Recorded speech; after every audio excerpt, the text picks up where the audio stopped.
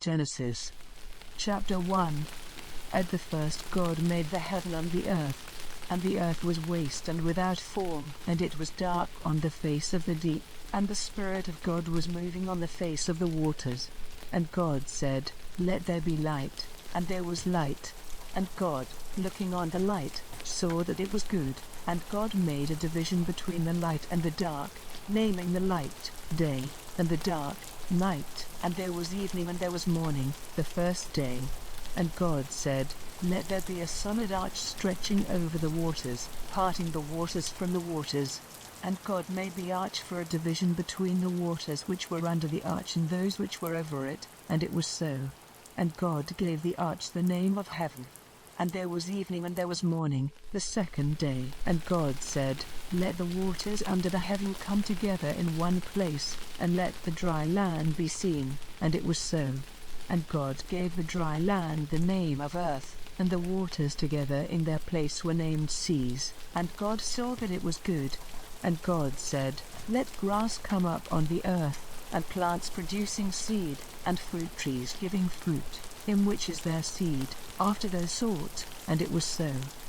And grass came up on the earth, and every plant producing seed of its sort, and every tree producing fruit, in which is its seed, of its sort. And God saw that it was good. And there was evening and there was morning, the third day.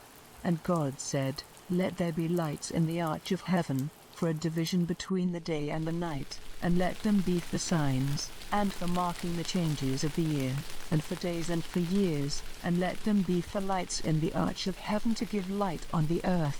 And it was so. And God made the two great lights, the greater light to be the ruler of the day, and the smaller light to be the ruler of the night. And he made the stars, and God put them in the arch of heaven, to give light on the earth, to have rule over the day and the night, and for a division between the light and the dark. And God saw that it was good. And there was evening and there was morning, the fourth day. And God said, "Let the waters be full of living things, and let birds be in flight over the earth under the arch of heaven." And God made great sea beasts, and every sort of living and moving thing with which the waters were full, and every sort of winged bird. And God saw that it was good. And God gave them his blessing, saying, "Be fertile and have increase, making all the waters of the seas full, and let the birds be increased in the earth." And there was evening and there was morning, the fifth day. And God said, "Let the earth give birth to all sorts of living things, cattle and all things moving on the earth, and beasts of the earth after their sort." And it was so.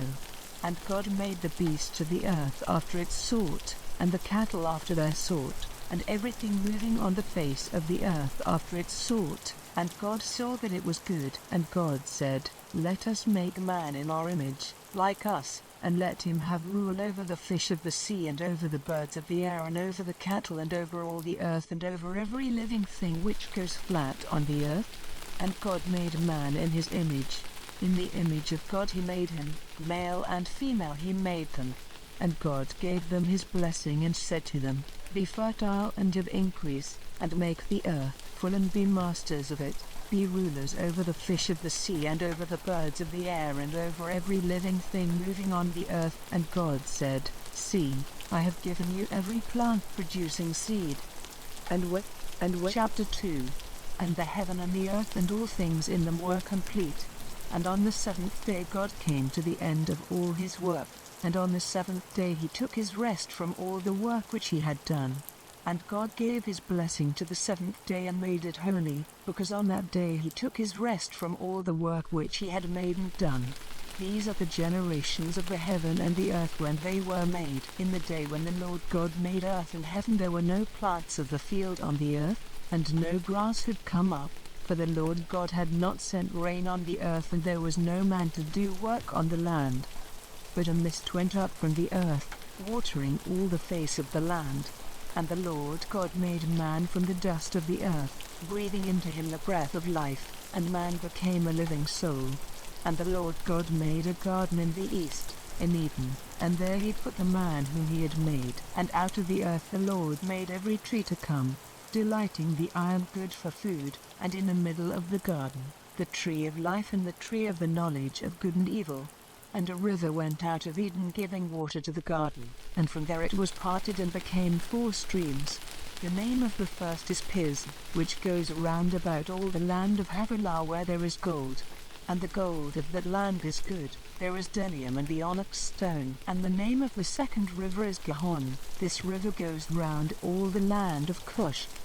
And the name of the third river is Tigris, which goes to the east of Assyria. And the fourth river is Euphrates. And the Lord God took the man and put him in the Garden of Eden to do work in it and take care of it. And the Lord God gave the man orders, saying, You may freely take of the fruit of every tree of the garden, but of the fruit of the tree of the knowledge of good and evil you may not take, for on the day when you take of it, death will certainly come to you. And the Lord God said, It is not good for the man to be by himself. I will make one like himself as a help to him. And from the earth the Lord God made every beast of the field and every bird of the air, and took them to the man to see what names he would give them. And whatever name he gave to any living thing, that was its name. And the man gave names to all cattle and to the birds of the air and to every beast of the field. But Adam had no one like himself as a help. And the Lord God sent a deep sleep on the man, and took one of the bones from his side while he was sleeping, joining up the flesh again in its place. And the bone which the Lord God had taken from the man he made into a woman, and took her to the man. And the man said, This is now bone of my bone and flesh of my flesh. Let her name be woman, because she was taken out of man. Chapter 3. Now the snake was wiser than any beast of the field which the Lord God had made. And he said to the woman, Has God truly said that you may not take of the fruit of any tree in the garden? And the woman said, We may take of the fruit of the trees in the garden, but of the fruit of the tree in the middle of the garden, God has said, If you take of it or put your hands on it, death will come to you. And the snake said, Death will not certainly come to you, for God sees that on the day when you take of its fruit, your eyes will be open, and you will be as gods, having knowledge of good and evil. And when the woman saw that the tree was good for food, and a delight to the eyes, and to be desired to make one wise, she took of its fruit, and gave it to her husband. And their eyes were open, and they were conscious that they had no clothing, and they made themselves coats of leaves stitched together. And there came to them the sound of the Lord God walking in the garden in the evening wind, and the man and his wife went to a secret place among the trees of the garden, away from the eyes of the Lord God. And the voice of the Lord God came to the man, saying, Where are you? And he said, Hearing your voice in the garden I was full of fear, because I was without clothing, and I kept myself from your eyes. And he said, Who gave you the knowledge that you were without clothing? Have you taken of the fruit of the tree which I said you were not to take? And the man said, The woman whom you gave to be with me, she gave me the fruit of the tree and I took it. And the Lord God said to the woman, What have you done? And the woman said, I was tricked by the deceit of the snake and I took it. And the Lord God said to the snake, Because you have done this you are cursed more than all cattle and every beast of the field. You will go flat on the earth, and dust will be your food all the days of your life. And there will be war between you and the woman, and between your seed and her seed. By him will your head be crushed, and by you his foot will be wounded. To the woman he said, Great will be your pain in childbirth, in sorrow will your children come to birth. Still your desire will be for your husband, but he will be your master. And to Adam he said, Because you gave ear to the voice of your wife and took of the fruit of the tree which I said you were not to take, the earth is cursed on your account. In pain you will get your food from it all your life. Thorns and waste plants will come up, and the plants of the field will be your food. With the hard work of your hands you will get your bread till you go back to the earth from which you were taken, for dust you are, and to the dust you will go back. And the man gave his wife the name of Eve, because she was the mother of all who have life. And the Lord God made for Adam and for his wife coats of skins for their clothing. And the Lord God said, Now the man has become like one of us, having knowledge of good and evil. And now if he puts out his hand and takes of the fruit of the tree of life, he will go on living forever. So the Lord God sent him out of the Garden of Eden. Chapter 4. And the man had connection with Eve his wife, and she became with child and gave birth to Cain, and said, I have got a man from the Lord. Then again she became with child and gave birth to Abel, his brother. And Abel was a keeper of sheep, but Cain was a farmer. And after a time, Cain gave to the Lord an offering of the fruits of the earth. And Abel gave an offering of the young lambs of his flock and of their fat. And the Lord was pleased with Abel's offering, but in Cain and his offering he had no pleasure. And Cain was angry and his face became sad. And the Lord said to Cain, Why are you angry? And why is your face sad? If you do well, will you not have honor? And if you do wrong, sin is waiting at the door, desiring to have you, but do not let it be your master. And Cain said to his brother, Let us go into the field. And when they were in the field, Cain made an attack on his brother Abel and put him to death. And the Lord said to Cain, Where is your brother Abel? And he said, I have no idea, am I my brother's keeper? And he said, What have you done? The voice of your brother's blood is crying to me from the earth, and now you are cursed from the earth, whose mouth is open to take your brother's blood from your hand. No longer will the earth give you her fruit as the reward of your work. You will be a wanderer in flight over the earth. And Cain said, My punishment is greater than my strength. You have sent me out this day from the face of the earth and from before your face. I will be a wanderer in flight over the earth, and whoever sees me will put me to death. And the Lord said, Truly, if Cain is put to death, 7 lives will be taken for his. And the Lord put a mark on Cain so that no one might put him to death. And Cain went away from before the face of the Lord, and made his living place in the land of Nod on the east of Eden. And Cain had connection with his wife, and she became with child and gave birth to Enoch. And he made a town, and gave the town the name of Enoch after his son. And Enoch had a son Irad, and Irad became the father of Meujael. And Meujael became the father of Mathushael, and Mathushael became the father of Lamech. And Lamech had 2 wives, the name of the one was Adah, and the name of the other Zillah. And Adah gave birth to Jabal. He was the father of such as are living in tents and keep cattle. And his brother's name was Jubal. He was the father of all players on instruments of music. And Zillah gave birth to Tuvancain, who is the father of every maker of cutting instruments of brass and iron. And the sister of Tuvancain was Naamah. And Lamech said to his wives, Adah and Zillah, Give ear to my voice, you wives of Lamech, give attention to my words. For I will put a man to death for a wound, and a young man for a blow. If 7 lives are to be taken as punishment for Cain's death, 77 will be taken for Lamech's. And Adam had connection with his wife again, and she gave birth to a son to whom she gave the name of Seth, for she said, And what? Chapter 5. This is the book of the generations of Adam. In the day when God made man, he made him in the image of God. Male and female he made them, naming them man, and giving them his blessing on the day when they were made. Adam had been living for 130 years when he had a son like himself, after his image, and gave him the name of Seth. And after the birth of Seth, Adam went on living for 800 years, and had sons and daughters. And all the years of Adam's life were 930, and he came to his end. And Seth was 105 years old when he became the father of Enosh, and he went on living after the birth of Enosh for 807 years, and had sons and daughters. And all the years of Seth's life were 912, and he came to his end. And Enosh was 90 years old when he became the father of Kenan, and after the birth of Kenan, Enosh went on living for 815 years, and had sons and daughters, and all the years of Enosh were 905, and he came to his end. And Kenan was 70 years old when he became the father of Mahalalel, and after the birth of Mahalalel, Kenan went on living for 840 years, and had sons and daughters, and all the years of Kenan's life were 910, and he came to his end.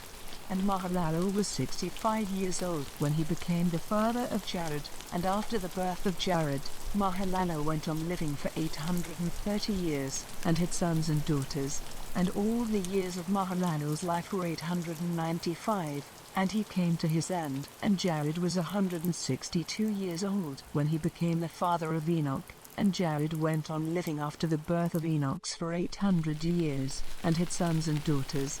And all the years of Jared's life were 962, and he came to his end. And Enoch was 65 years old when he became the father of Methuselah. And after the birth of Methuselah, Enoch went on in God's ways for 300 years, and had sons and daughters. And all the years of Enoch's life were 365, and Enoch went on in God's ways, and he was not seen again, for God took him. And Methuselah was 187 years old when he became the father of Lamech. And after the birth of Lamech, Methuselah went on living for 782 years, and had sons and daughters. And all the years of Methuselah's life were 969, and he came to his end. And Lamech was 182 years old when he had a son. And he gave him the name of Noah, saying, Truly, you will give us rest from our trouble and the hard work of our hands, because of the earth which was cursed by God. And after the birth of Noah, Lamech went on living for 595 years, and had sons and daughters. And all the chapter 6. And after a time, when men were increasing on the earth, and had daughters, the sons of God saw that the daughters of men were fair, and they took wives for themselves from those who were pleasing to them. And the Lord said, My spirit will not be in man forever, for he is only flesh, so the days of his life will be 120 years. There were men of great strength and size on the earth in those days, and after that, when the sons of God had connection with the daughters of men, they gave birth to children. These were the great men of old days, the men of great name. And the Lord saw that the sin of man was great on the earth, and that all the thoughts of his heart were evil. And the Lord had sorrow because he had made man on the earth, and grief was in his heart. And the Lord said, I will take away man, whom I have made, from the face of the earth, even man and beast and that which goes on the earth and every bird of the air, for I have sorrow for having made them. But Noah had grace in the eyes of God. These are the generations of Noah. Noah was an upright man and without sin in his generation. He went in the ways of God. And Noah had 3 sons, Shem, Ham, and Japheth. And the earth was evil in God's eyes and full of violent ways. And God, looking on the earth, saw that it was evil, for the way of all flesh had become evil on the earth. And God said to Noah, The end of all flesh has come. The earth is full of their violent doings, and now I will put an end to them with the earth. Make for yourself an ark of gopher wood with rooms in it, and make it safe from the water inside and out. And this is the way you are to make it. It is to be 300 cubits long, 50 cubits wide, and 30 cubits high. You are to put a window in the ark, a cubit from the roof, and a door in the side of it, and you are to make it with the lower and second and third floors. For truly, I will send a great flow of waters over the earth, for the destruction from under the heaven of all flesh in which is the breath of life. Everything on the earth will come to an end. But with you I will make an agreement, and you will come into the ark, you and your sons and your wife and your sons' wives with you.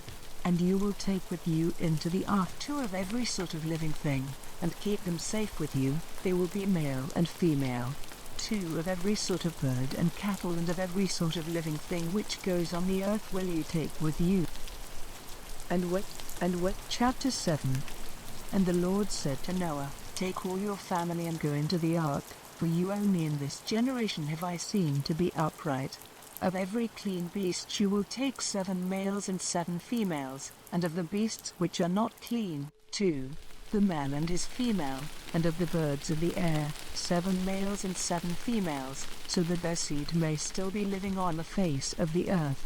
For after 7 days I will send rain on the earth for 40 days and 40 nights, for the destruction of every living thing which I have made on the face of the earth. And Noah did everything which the Lord said he was to do. And Noah was 600 years old when the waters came flowing over all the earth. And Noah, with his sons and his wife and his sons' wives, went into the ark because of the flowing of the waters, of clean beasts, and of beasts which are not clean. and of birds, and of everything which goes on the earth, in twos, male and female, they went into the ark with Noah, as God had said. And after the 7 days, the waters came over all the earth, in the 600th year of Noah's life, in the 2nd month. On the 17th day of the month, all the fountains of the great deep came bursting through, and the windows of heaven were open, and rain came down on the earth for 40 days and 40 nights. On the same day Noah, with Shem, Ham, and Japheth, his sons, and his wife and his sons' wives, went into the ark, and with them every sort of beast and cattle, and every sort of thing which goes on the earth, and every sort of bird. They went with Noah into the ark, 2 and 2 of all flesh, in which is the breath of life, male and female of all flesh went in, as God had said, and the ark was shut by the Lord. And for 40 days the waters were over all the earth, and the waters were increased so that the ark was lifted up high over the earth. And the waters overcame everything and were increased greatly on the earth, and the ark was resting on the face of the waters. And the waters overcame everything on the earth, and all the mountains under heaven were covered. The waters went 15 cubits higher, till all the mountains were covered. And destruction came on every living thing moving on the earth, birds and cattle and beasts and everything which went on the earth, and every man. Everything on the dry land, in which was the breath of life, came to its end.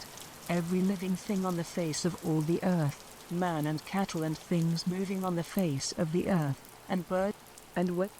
Chapter 8. And God kept Noah in mind, and all the living things and the cattle which were with him in the ark, and God sent a wind over the earth, and the waters went down, and the fountains of the deep and the windows of heaven were shut, and the rain from heaven was stopped. And the waters went slowly back from the earth, and at the end of 150 days the waters were lower.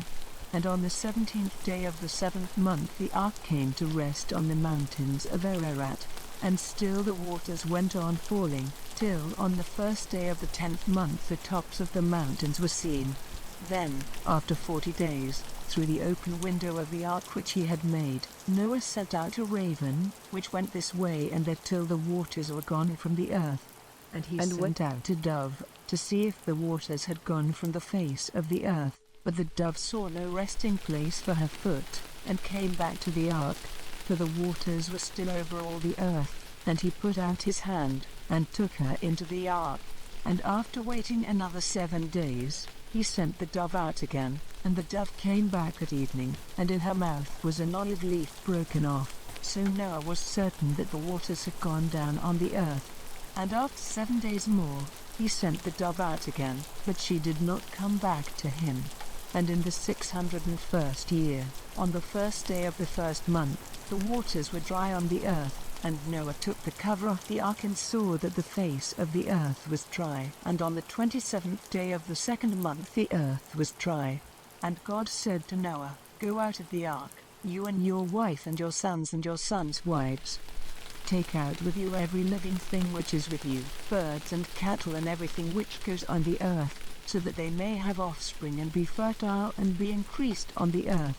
And Noah went out with his sons and his wife and his sons' wives, and every beast and bird and every living thing of every sort which goes on the earth, went out of the ark. And Noah made an altar to the Lord, and from every clean beast and bird he made burnt offerings on the altar. And when the sweet smell came up to the Lord, he said in his heart, "I will not again put a curse on the earth because of man, for the thoughts of man's heart are evil from his earliest days. Never again will I send destruction on all living things as I have done." And what? Chapter 9. And God gave his blessing to Noah and his sons, and said, "Be fertile, and have increase, and make the earth full. And the fear of you will be strong in every beast of the earth and every bird of the air, everything which goes on the land, and all the fishes of the sea, are given into your hands. Every living and moving thing will be food for you. I give them all to you as before I gave you all green things. But flesh with the lifeblood in it you may not take for food, and for your blood, which is your life, will I take payment. From every beast I will take it, and from every man will I take payment for the blood of his brother man. Whoever takes a man's life, by man will his life be taken, because God made man in his image. And now, be fertile and have increase, have offspring on the earth and become great in number. And God said to Noah and to his sons, Truly, I will make my agreement with you and with your seed after you, and with every living thing with you, all birds and cattle and every beast of the earth which comes out of the ark with you. And I will make my agreement with you. Never again will all flesh be cut off by the waters. Never again will the waters come over all the earth for its destruction.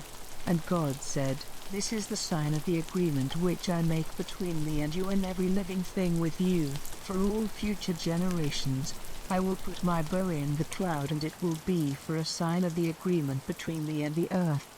And whenever I make a cloud come over the earth, the bow will be seen in the cloud. And I will keep in mind the agreement between me and you and every living thing, and never again will there be a great flow of waters causing destruction to all flesh. And the bow will be in the cloud, and looking on it, I will keep in mind the eternal agreement between God and every living thing on the earth. And God said to Noah, This is the sign of the agreement which I have made between me and all flesh on the earth. And the sons of Noah who went out of the ark were Shem, Ham, and Japheth. And Ham is the father of Canaan. These three were the sons of Noah, and from them all the earth was peopled. In those days Noah became a farmer, and he made a vine garden. And he took of the wine of it and was overcome by drink. And he was uncovered in his tent. And Ham, the father of Canaan, saw his father unclothed, and gave news of it to his two brothers outside. And Shem and Japheth took a robe, and putting it on their backs went in with their faces turned away, and put it over their father so that they might not see him unclothed. And, awaking from his wine, Noah saw what his youngest son had done to him, and he said, Cursed be Canaan, let him be a servant of servants to his brothers. And he said, Praise to the Lord, the God of Shem, let Canaan be his servant. May God make Japheth great, and let his living place be in the tents of Shem. Chapter 10. Now these are the generations of the sons of Noah, Shem, Ham, and Japheth. These are the sons which they had after the great flow of waters, the sons of Japheth, Gomer and Magog and Madai and Javan and Tubal and Meshech and Tiras. And the sons of Gomer, Ashkenaz and Riphath and Togarmah. And the sons of Javan, Elisha and Tashish, the Kittim and the Dodanim. From these came the nations of the sea lands, with their different families and languages. And the sons of Ham, Cush and Mizraim and Put and Canaan. And the sons of Cush, Seba and Havilah and Sabta and Rama and Sabteka. And the sons of Rama, Sheba and Dedan. And Cush was the father of Nimrod, who was the first of the great men of the earth. He was a very great bowman, so that there is a saying, like Nimrod, a very great bowman. And of the first, his kingdom was Babel and Erech and Akkad and Calneh, in the land of Shinar. From that land he went out into Assyria, building Nineveh with its wide streets and Calah, and Rezin between Nineveh and Calah, which is a very great town. And Mizraim was the father of the Ludim and Anamim and Lehabim and Naphtuhim, and Pathrusim and Casluhim and Caphtorim, from whom came the Philistines. And Canaan was the father of Zidon, who was his oldest son, and Heth, and the Jebusite and the Amorite and the Girgashite, and the Hivite and the Archite and the Sinite, and the Arvadite and the Smarite and the Hamathite. After that the families of the Canaanites went far and wide in all directions, their country stretching from Zidon to Gaza, in the direction of Gerar, and to Lasha, in the direction of Sodom and Gomorrah and Admah and Zeboim. All these, with their different families, languages, lands, and nations, are the offspring of Ham. And Shem, the older brother of Japheth, the father of the children of Eber, had other sons in addition. These are the sons of Shem, Elam and Ashur and Arpachshad and Lud and Aram. And the sons of Aram, Uz and Hul and Gether and Mash. And Arpachshad became the father of Shelah, and Shelah became the father of Eber. And Eber had two sons. The name of the one was Peleg, because in his time the peoples of the earth became separate, and his brother's name was Joktan. And Joktan was the father of Almodad and Sheleph and Hazarmaveth and Jerah and Hadoram and Ozal and Dikla and Obal and Abimael and Sheba and Ilphir and Havilah and Jogab. All these were the sons of Joktan. And their country was from Mesha, in the direction of Sephar, the mountain of the east. These, with their families and their languages and their lands and their nations, are the offspring of Shem. And what? Chapter 11. And all the earth had one language and one tongue. And it came about that in their wandering from the east, they came to a stretch of flat country in the land of Shelah, and there they made their living place. And they said one to another, Come, let us make bricks, burning them well. And they had bricks for stone, putting them together with sticky earth. And they said, Come, let us make a town, and a tower whose top will go up as high as heaven, and let us make a great name for ourselves, so that we may not be wanderers over the face of the earth. And the Lord came down to see the town and the tower which the children of men were building. And the Lord said, See, they are all one people and have all one language, and this is only the start of what they may do, and now it will not be possible to keep them from any purpose of theirs. Come, let us go down and take away the sense of their language, so that they will not be able to make themselves clear to one another. So the Lord God sent them away into every part of the earth, and they gave up building their town. So it was named Babel, because there the Lord took away the sense of all languages, and from there the Lord sent them away over all the face of the earth. These are the generations of Shem. Shem was 100 years old when he became the father of Arphaxad, 2 years after the great flow of waters, and after the birth of Arphaxad, Shem went on living for 500 years, and had sons and daughters, and Arphaxad was 35 years old when he became the father of Shelah, and after the birth of Shelah, Arphaxad went on living for 403 years, and had sons and daughters, and Shelah was 30 years old when he became the father of Eber, and after the birth of Eber, Shelah went on living for 403 years, and had sons and daughters, and Eber was 34 years old when he became the father of Peleg, and after the birth of Peleg, Eber went on living for 430 years, and had sons and daughters, and Peleg was 30 years old when he became the father of Reu,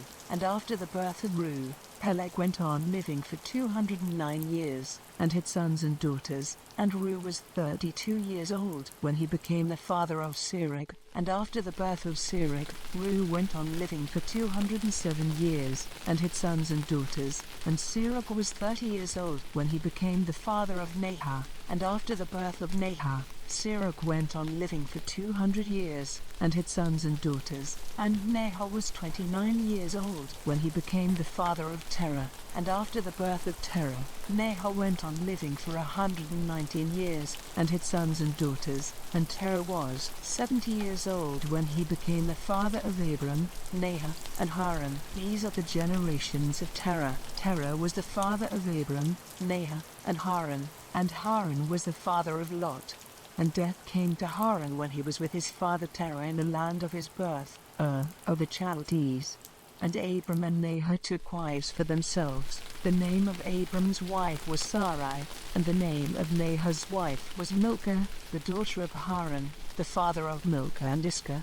And Sarai had no child. And Terah took Abram, his son, and Lot, the son of Haran, and Sarai, his daughter-in-law, the wife of his son Abram, and what? Chapter 12. Now the Lord said to Abram, Go out from your country and from your family and from your father's house, into the land to which I will be your guide. And I will make of you a great nation, blessing you and making your name great, and you will be a blessing. To them who are good to you will I give blessing, and on him who does you wrong will I put my curse, and you will become a name of blessing to all the families of the earth. So Abram went as the Lord had said to him, and Lot went with him. Abram was 75 years old when he went away from Haran, and Abram took Sarai, his wife, and Lot, his brother's son, and all their goods and the servants which they had got in Haran, and they went out to go to the land of Canaan. And Abram went through the land till he came to Shechem, to the holy tree of Moreh.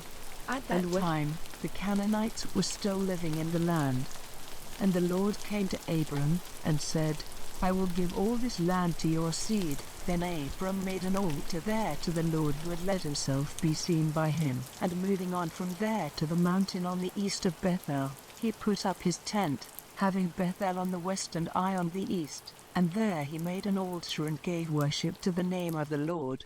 And he went on, journeying still to the south. And because there was little food to be had in that land, he went down into Egypt. Now when he came near to Egypt, he said to Sarai, his wife, "Truly, you are a fair woman and beautiful to the eye. And I am certain that when the men of Egypt see you, they will say, 'This is his wife,' and they will put me to death and keep you. Say, then, that you are my sister, and so it will be well with me because of you, and my life will be kept safe on your account." And so it was that when Abram came into Egypt, the men of Egypt, looking on the woman, saw that she was fair. And Pharaoh's great men, having seen her, said words in praise of her to Pharaoh, and she was taken into Pharaoh's house. And because of her, he was good to Abram, and he had sheep and oxen and asses, and men servants and women servants, and camels. And the Lord sent great troubles on Pharaoh's house because of Sarai, Abram's wife. Then Pharaoh sent for Abram, and said, "What have you done to me? Why did you not say that she was your wife? Why did you say that she was your sister?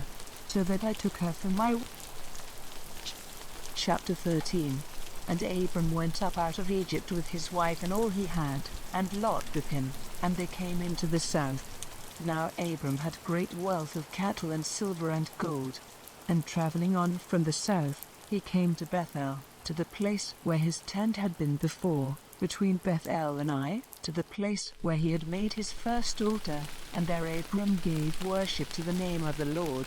And Lot, who went with him, had flocks and herds and tents, so that the land was not wide enough for the two of them. Their property was so great that there was not room for them together. And there was an argument between the keepers of Abram's cattle and the keepers of Lot's cattle. At that time the Canaanites and Perizzites were still living in the land. Then Abram said to Lot, "Let there be no argument between me and you, and between my herdmen and your herdmen, for we are brothers. Is not all the land before you? Then let us go our separate ways. If you go to the left, I will go to the right, or if you take the right, I will go to the left." And Lot, lifting up his eyes and looking in the valley of Jordan, saw that it was well watered everywhere, before the Lord had sent destruction on Sodom and Gomorrah. It was like the garden of the Lord, like the land of Egypt, on the way to Zoar. So Lot took for himself all the valley of Jordan, and went to the east, and they were parted from one another. Abram went on living in the land of Canaan, and Lot went to the lowland towns, moving his tent as far as Sodom. Now the men of Sodom were evil, and great sinners before the Lord. And the Lord had said to Abram, after Lot was parted from him, "From this place where you are taken look to the north and to the south, to the east and to the west, for all the land which you see I will give to you and your seed forever. And I will make your children like the dust of the earth, so that if the dust of the earth may be numbered, then will your children be numbered. Come, go through all the land from one end to the other, for I will give it to you." Chapter 14. Now in the days of Amraphel, king of Shelah, Arioch, king of Elazar, Kedorlaomer, king of Elam, and Tidal, king of Goyim, they made war with Bera, king of Sodom, and with Bersha, king of Gomorrah, Shinab, king of Admah, and Shemeber, king of Zeboim, and the king of Bela, which is Zoar. All these came together in the valley of Siddim, which is the Salt Sea.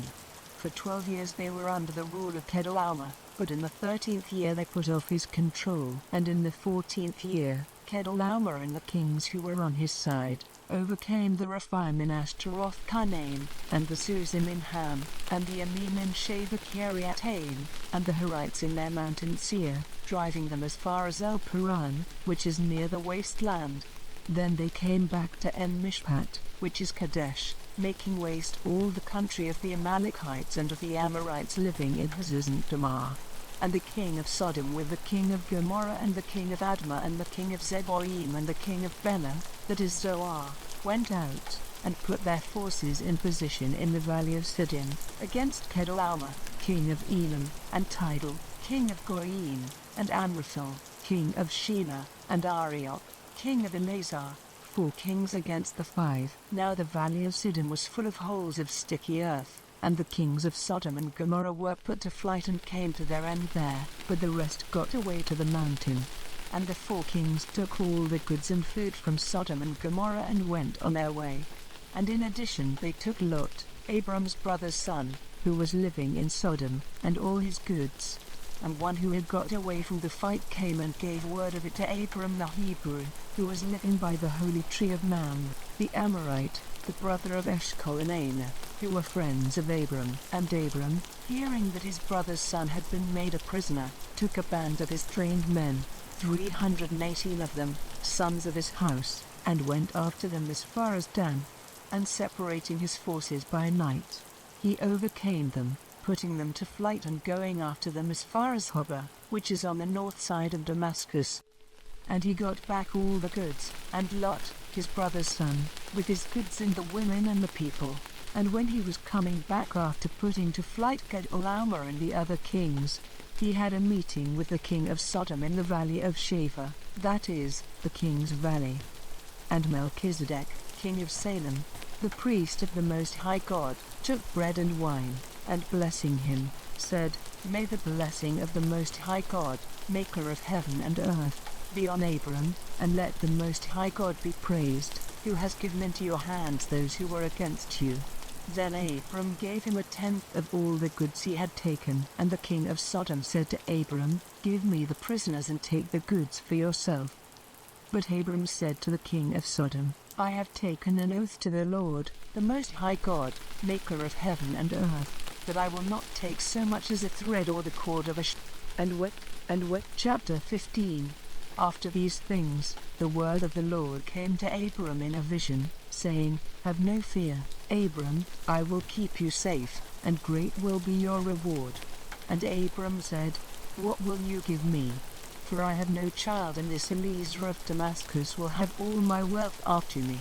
And Abram said, You have given me no child, and a servant in my house will get the heritage. Then said the Lord, This man will not get the heritage, but a son of your body will have your property after you.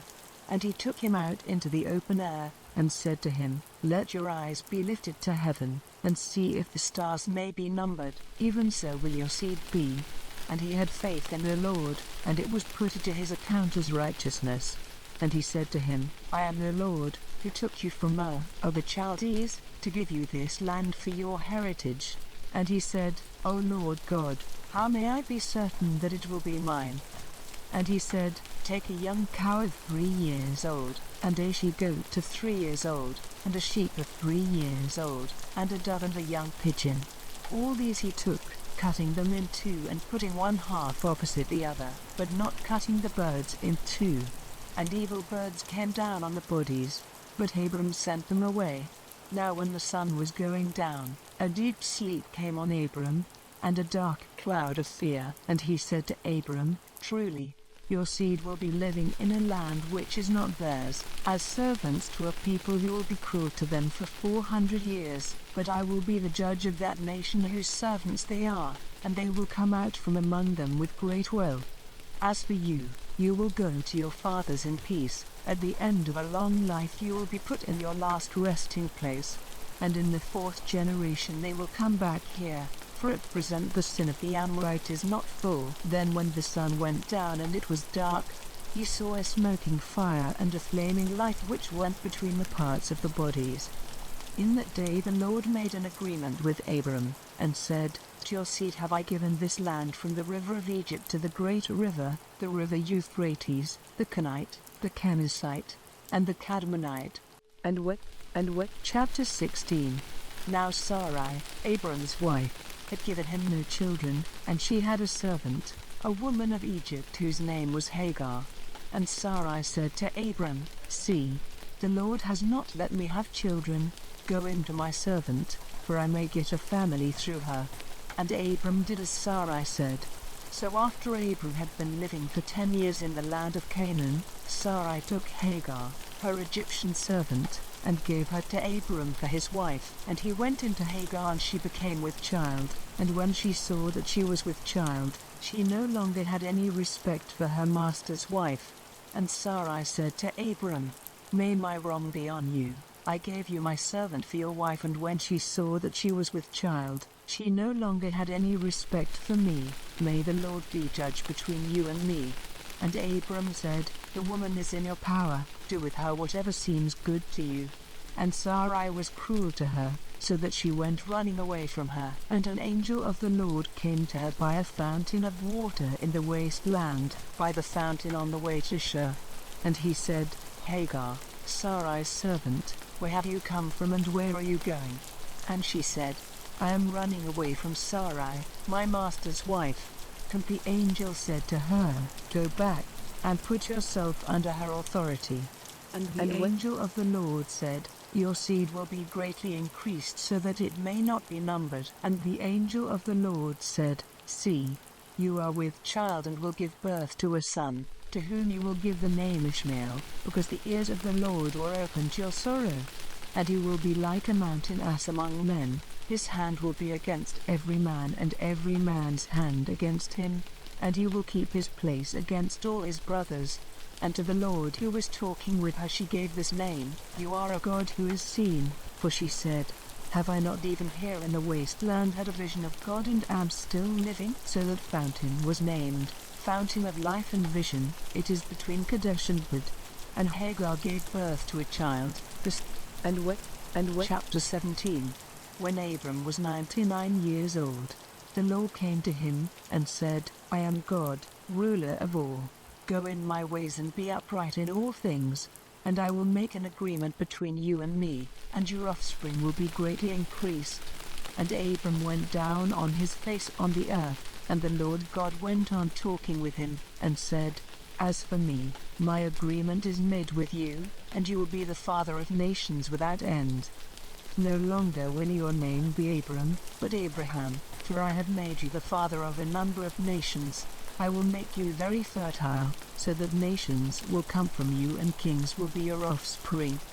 And I will make between me and you and your seed after you through all generations, an eternal agreement to be a God to you and to your seed after you, and to you and to your seed after you.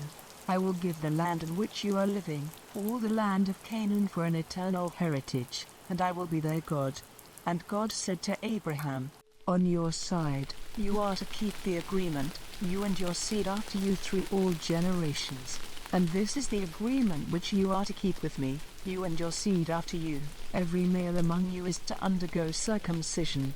In the flesh of your private parts you are to undergo it, as a mark of the agreement between me and you. Every male among you, from one generation to another, is to undergo circumcision when he is 8 days old, with every servant whose birth takes place in your house, or for whom you gave money to someone of another country, and not of your seed, he who comes to birth in your house and he who is made yours for a price. All are to undergo circumcision, so that my agreement may be marked in your flesh, an agreement for all time. And any male who does not undergo circumcision will be cut off from his people. My agreement has been broken by him." And God said, "As for Sarai, your wife, from now her name will be not Sarai, but Sarah. And I will give her a blessing so that you will have a son by her. Truly my blessing will be on her, and she will be the mother of nations. Kings of peoples will be her offspring." Then Abraham went down on his face, and laughing, said in his heart, "May a man 100 years old have a child? Will Sarah, at 90 years old, give birth?" And Abraham said to God, "If only Ishmael's life might be your care." And God said, "Not so, but Sarah, your wife, will have a son, and you will give him the name Isaac. And I will make my agreement with him forever and with his seed after him. As for Ishmael, I have given ear to your prayer. Truly I have given him my blessing, and I will make him fertile and give him great increase. He will be the father of 12 chiefs, and I will make him a great nation. But my agreement will be with Isaac, to whom Sarah will give birth a year from this time." And having said these words, God went up from Abraham, and Abraham took Ishmael, his son, and all whose birth had taken place in his house, and all his servants whom he had made his for a price, every male at his house. And on that very day he gave them circumcision in the flesh of their private parts, as God had said to him. Abraham was 99 years old when he underwent circumcision. And Ishmael, his son, was 13 years old when he underwent circumcision. Abraham and Ishmael. And what? Chapter 18. Now the Lord came to him by the holy tree of Mamre when he was seated in the doorway of his tent in the middle of the day, and lifting up his eyes, he saw 3 men before him, and seeing them, he went quickly to them from the door of the tent, and went down on his face to the earth, and said, My Lord, if now I have grace in your eyes, do not go away from your servant. Let me get water for washing your feet, and take your rest under the tree, and let me get a bit of bread to keep up your strength, and after that you may go on your way, for this is why you have come to your servant. And they said, Let it be so. Then Abraham went quickly into the tent, and said to Sarah, Get 3 measures of meal straight away and make cakes. And running to the herd, he took a young ox, soft and fat, and gave it to the servant, and he quickly made it ready. And he took butter and milk and the young ox which he had made ready, and put it before them, waiting by them under the tree while they took food. And they said to him, Where is Sarah your wife? And he said, She is in the tent. And he said, I will certainly come back to you in the spring, and Sarah your wife will have a son. And his words came to the ears of Sarah, who was at the back of the tent door. Now Abraham and Sarah were very old, and Sarah was past the time for giving birth. And Sarah, laughing to herself, said, Now that I am used up, am I still to have pleasure, my husband himself being old? And the Lord said, Why was Sarah laughing and saying, Is it possible for me, being old, to give birth to a child? Is there any wonder which the Lord is not able to do? At the time I said, In the spring, I will come back to you, and Sarah will have a child. Then Sarah said, I was not laughing, for she was full of fear. And he said, No, but you were laughing. And the men went on from there in the direction of Sodom, and Abraham went with them on their way. And the Lord said, Am I to keep back from Abraham the knowledge of what I do, seeing that Abraham will certainly become a great and strong nation, and his name will be used by all the nations of the earth as a blessing? For I have made him mine so that he may give orders to his children and those of his line after him, to keep the ways of the Lord, to do what is good and right, so that the Lord may do to Abraham as he has said. And the Lord said, Because the outcry against Sodom and Gomorrah is very great, and their sin is very evil, I will go down now, and see if their acts are as bad as they seem from the outcry which has come to me, and if they are not, I will see. And the men, turning from that place, went on to Sodom, but Abraham was still waiting before the Lord. And Abraham came near, and said, Will you let destruction come on the upright with the sinners? If by chance there are 50 upright men in the town, will you give the place to destruction and not have mercy on it because of the 50 upright men? Let such a thing be far from you, to put the upright to death with the sinner. Will not the judge of all the earth do right? And the Lord said, If there are 50 upright men in the town, I will have mercy on it because of them. And Abraham answering said, Truly, I who am only dust, have undertaken to put my thoughts before the Lord. If by chance there are 5 less than 50 upright men, will you give up all the town to destruction because of these 5? And he said, I will not give it to destruction if there are 45.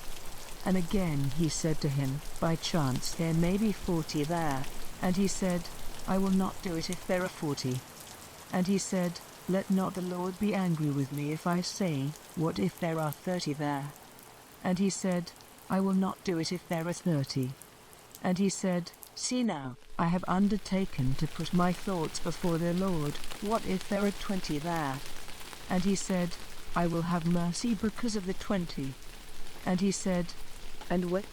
Chapter 19. And at nightfall the 2 angels came to Sodom, and Lot was seated at the way into the town. And when he saw them he got up and came before them, falling down on his face to the earth. And he said, My masters, come now into your servant's house and take your rest there for the night, and let your feet be washed, and early in the morning you may go on your way. And they said, Not so, but we will take our night's rest in the street. But he made his request more strongly, so they went with them into his house, and he got food ready for them, and made unleavened bread, of which they took. But before they had gone to bed, the men of the town, all the men of Sodom, came round the house, young and old, from every part of the town, and crying out to Lot, they said, Where are the men who came to your house this night? Send them out to us, so that we may take our pleasure with them. And Lot went out to them in the doorway, shutting the door after him. And he said, My brothers, do not this evil. See now, I have 2 unmarried daughters. I will send them out to you so that you may do to them whatever seems good to you. Only do nothing to these men, for this is why they have come under the shade of my roof. And they said, Give way there. This one man, they said, came here from a strange country, and will he now be our judge? Now we will do worse to you than to them. And pushing violently against Lot, they came near to get the door broken in. But the men put out their hands and took Lot into the house to them, shutting the door again. But the men who were outside the door they made blind, all of them, small and great, so that they were tired out with looking for the door. Then the men said to Lot, Are there any others of your family here, sons-in-law or sons or daughters? Take them all out of this place, for we are about to send destruction on this place, because a great outcry against them has come to the ears of the Lord, and the Lord has sent us to put an end to the town. And Lot went out and said to his sons-in-law, who were married to his daughters, Come, let us go out of this place, for the Lord is about to send destruction on the town. But his sons-in-law did not take him seriously, and when morning came, the angels did all in their power to make Lot go, saying, Get up quickly and take your wife and your 2 daughters who are here, and go, for fear that you come to destruction in the punishment of the town. But while he was waiting, the men took him and his wife and his daughters by the hand, for the Lord had mercy on them, and put them outside the town.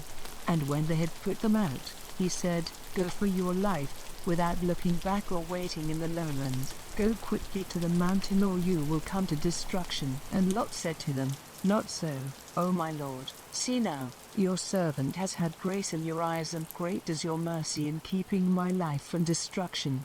But I am not able to get as far as the mountain before evil overtakes me and death. This town, now, is near, and it is a little one. Oh, let me go there, is it not a little one? So that my life may be safe.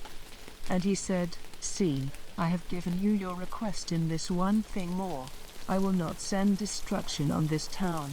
Go there quickly, for I am not able to do anything till you have come there. For this reason, the town was named Zoar.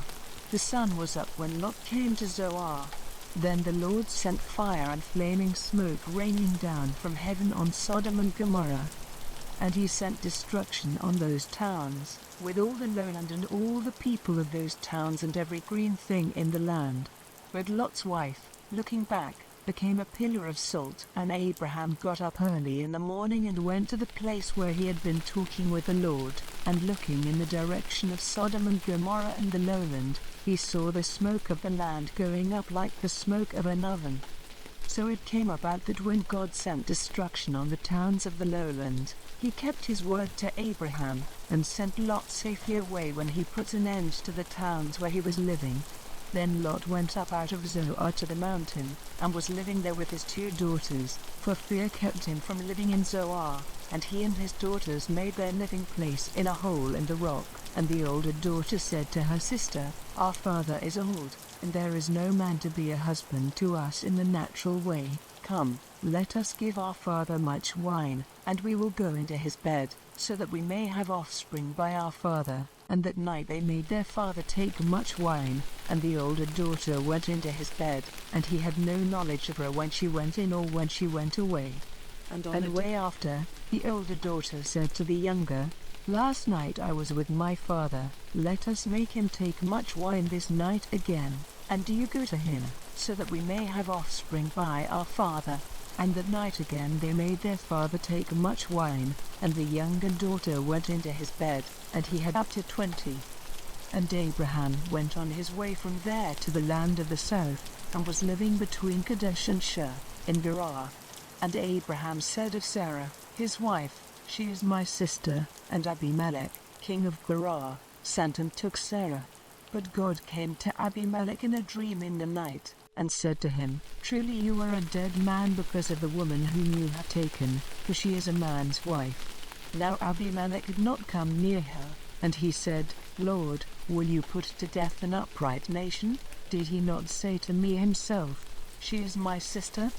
And she herself said, he is my brother, with an upright heart and clean hands have I done this. And God said to him in the dream, I see that you have done this with an upright heart, and I have kept you from sinning against me. For this reason I did not let you come near her. So now, give the man back his wife, for he is a prophet, and let him say a prayer for you, so your life may be safe. But if you do not give her back, be certain that death will come to you and all your house. So Abimelech got up early in the morning and sent for all his servants and gave them word of these things, and they were full of fear. Then Abimelech sent for Abraham, and said, what have you done to us? What wrong have I done you that you have put on me and on my kingdom so great a sin?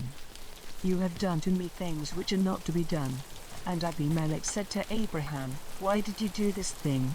And Abraham said, because it seemed to me that there was no fear of God in this place, and that they might put me to death because of my wife. And, in fact, she is my sister, the daughter of my father, but not the daughter of my mother, and she became my wife. And when God sent me wandering from my father's house, I said to her, let this be the sign of your love for me. Wherever we go, say of me, he is my brother. Then Abimelech gave to Abraham sheep and oxen and men servants and women servants, and gave him back his wife Sarah. And Abimelech said, see, all my land is before you, take whatever place seems good to you. And he said to Sarah, see, I have given to your brother 1,000 bits of silver so that your honor may be put right. Now your honor is clear in the eyes of all. Then Abraham made prayer to God, and God made Abimelech well again, and his wife and his women. Chapter 21. And the Lord came to Sarah as he had said, and did to her as he had undertaken. And Sarah became with child, and gave Abraham a son when he was old, at the time named by God. And Abraham gave to his son, to whom Sarah had given birth, the name Isaac. And when his son Isaac was 8 days old, Abraham made him undergo circumcision, as God had said to him. Now Abraham was 100 years old when the birth of Isaac took place. And Sarah said, God has given me cause for laughing, and everyone who has news of it will be laughing with me. And she said, who would have said to Abraham that Sarah would have a child at her breast? For see, I have given him a son now when he is old. And when the child was old enough to be taken from the breast, Abraham made a great feast. And Sarah saw the son of Hagar the Egyptian playing with Isaac. So she said to Abraham, send away that woman and her son, for the son of that woman is not to have a part in the heritage with my son Isaac. And this was a great grief to Abraham because of his son. But God said, let it not be a grief to you because of the boy and Hagar his mother. Give ear to whatever Sarah says to you, because it is from Isaac that your seed will take its name. And I will make a nation of the son of your servant woman, because he is your seed. And early in the morning Abraham got up, and gave Hagar some bread and a water skin, and put the boy on her back, and sent her away, and she went, wandering in the wasteland of Beersheba. And when all the water in the skin was used up, she put the child down under a tree. And she went some distance away, about an arrow's flight, and seating herself on the earth, she gave way to bitter weeping, saying, let me not see the death of my child. And the boy's cry came to the ears of God, and the angel of God said to Hagar from heaven, Hagar, why are you weeping? Have no fear, for the child's cry has come to the ears of God. Come, take your child in your arms, for I will make of him a great nation. Then God made her eyes open, and she saw a water spring, And she got water in the skin and gave the boy a drink. And God was with the boy, and he became tall and strong. And he became a bowman, living in the wasteland.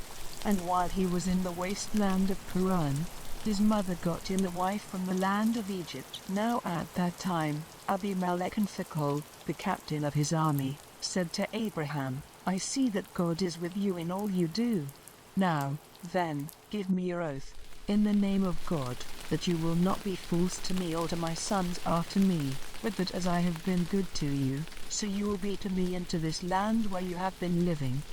And Abraham said, I will give you my oath.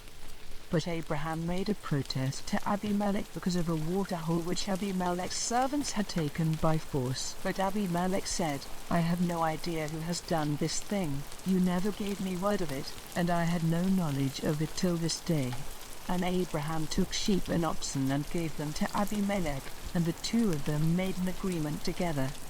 And Abraham put 7 young lambs of the flock on one side by themselves. Then Abimelech said, What are these 7 lambs which you have put on one side? And he said, Take these 7 lambs from me as a witness that I have made this water whole. So he gave that place the name Beersheba, because there the two of them had given their oaths. So they made an agreement at Beersheba, and Abimelech and Phicol, the captain of his army, went back to the land of the Philistines. And Abraham. Chapter 22. Now after these things, God put Abraham to the test, and said to him, Abraham, and he said, Here am I. And he said to him, Take your son, your dearly loved only son Isaac, and go to the land of Moriah and give him as a burnt offering on one of the mountains of which I will give you knowledge. And Abraham got up early in the morning, and made ready his ass, and took with him 2 of his young men and Isaac, his son, and after the wood for the burnt offering had been cut, he went on his way to the place of which God had given him word. And on the 3rd day, Abraham, lifting up his eyes, saw the place a long way off. Then he said to his young men, Keep here with the ass, and I and the boy will go on and give worship and come back again to you. And Abraham put the wood for the burnt offering on his son's back, and he himself took the fire and the knife in his hand, and the two of them went on together. Then Isaac said to Abraham, My father, and he said, Here am I, my son. And he said, We have wood and fire here, but where is the lamb for the burnt offering? And Abraham said, God himself will give the lamb for the burnt offering. So they went on together. And they came to the place of which God had given him knowledge, and there Abraham made the altar and put the wood in place on it. And having made tight the bands round Isaac his son, he put him on the wood on the altar. And stretching out his hand, Abraham took the knife to put his son to death. But the voice of the angel of the Lord came from heaven, saying, Abraham, Abraham. And he said, Here am I. And he said, Let not your hand be stretched out against the boy to do anything to him, for now I am certain that the fear of God is in your heart, because you have not kept back your son, your only son, from me. And lifting up his eyes, Abraham saw a sheep fixed by its horns in the brushwood, and Abraham took the sheep and made a burnt offering of it in place of his son. And Abraham gave that place the name Yahweh-Yireh, as it is said to this day, In the mountain the Lord is seen. And the voice of the angel of the Lord came to Abraham the 2nd time from heaven, saying, I have taken an oath by my name, says the Lord, because you have done this and have not kept back from me your dearly loved only son, that I will certainly give you my blessing, and your seed will be increased like the stars of heaven and the sand by the seaside. Your seed will take the land of those who are against them, and your seed will be a blessing to all the nations of the earth, because you have done what I gave you orders to do. Then Abraham went back to his young men, and they went together to Beersheba, the place where Abraham was living. After these things, Abraham had news that Milcah, the wife of his brother Nahor, had given birth to children, Uz the oldest, and Buz his brother, and Kemuel, the father of Aram, and Chest and Hazo and Pildash and Jidlaph and Bethuel. Chapter 23. Now the years of Sarah's life were 127. And Sarah's death took place in Kiriath Arba, that is, Hebron, in the land of Canaan, and Abraham went into his house, weeping and sorrowing for Sarah. And Abraham came from his dead and said to the children of Heth, I am living among you as one from a strange country. Give me some land here as my property, so that I may put my dead to rest. And in answer the children of Heth said to Abraham, My lord, truly you are a great chief among us. Take the best of our resting places for your dead. Not one of us will keep back from you a place where you may put your dead to rest. And Abraham got up and gave honor to the children of Heth, the people of that land. And he said to them, If you will let me put my dead to rest here, make a request for me to Ephron, the son of Zohar, that he will give me the hollow in the rock named Machpelah, which is his property at the end of his field. Let him give it to me for its full price as a resting place for my dead among you. Now Ephron was seated among the children of Heth, and Ephron the Hittite gave Abraham the answer in the hearing of the children of Heth, and of all those who came into his town, saying, No, my lord, I will give you the field with the hollow in the rock.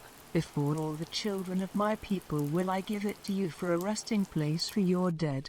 And Abraham went down on his face before the people of the land. And Abraham said to Ephron, in the hearing of the people of the land, If only you will give it to me, I will give you the price of the field. Take it, and let me put my dead to rest there. So Ephron said to Abraham, My lord, give it to me. The value of the land is 400 shekels. What is that between me and you?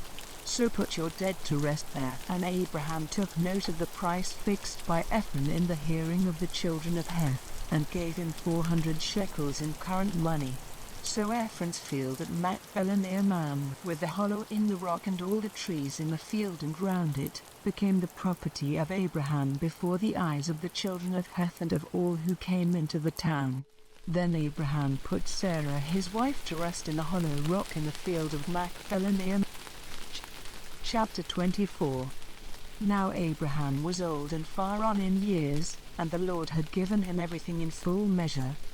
And Abraham said to his chief servant, the manager of all his property, Come now, put your hand under my leg, and take an oath by the Lord, the God of heaven and the God of the earth, that you will not get a wife for my son Isaac from the daughters of the Canaanites among whom I am living, but that you will go into my country and to my relations and get a wife there for my son Isaac.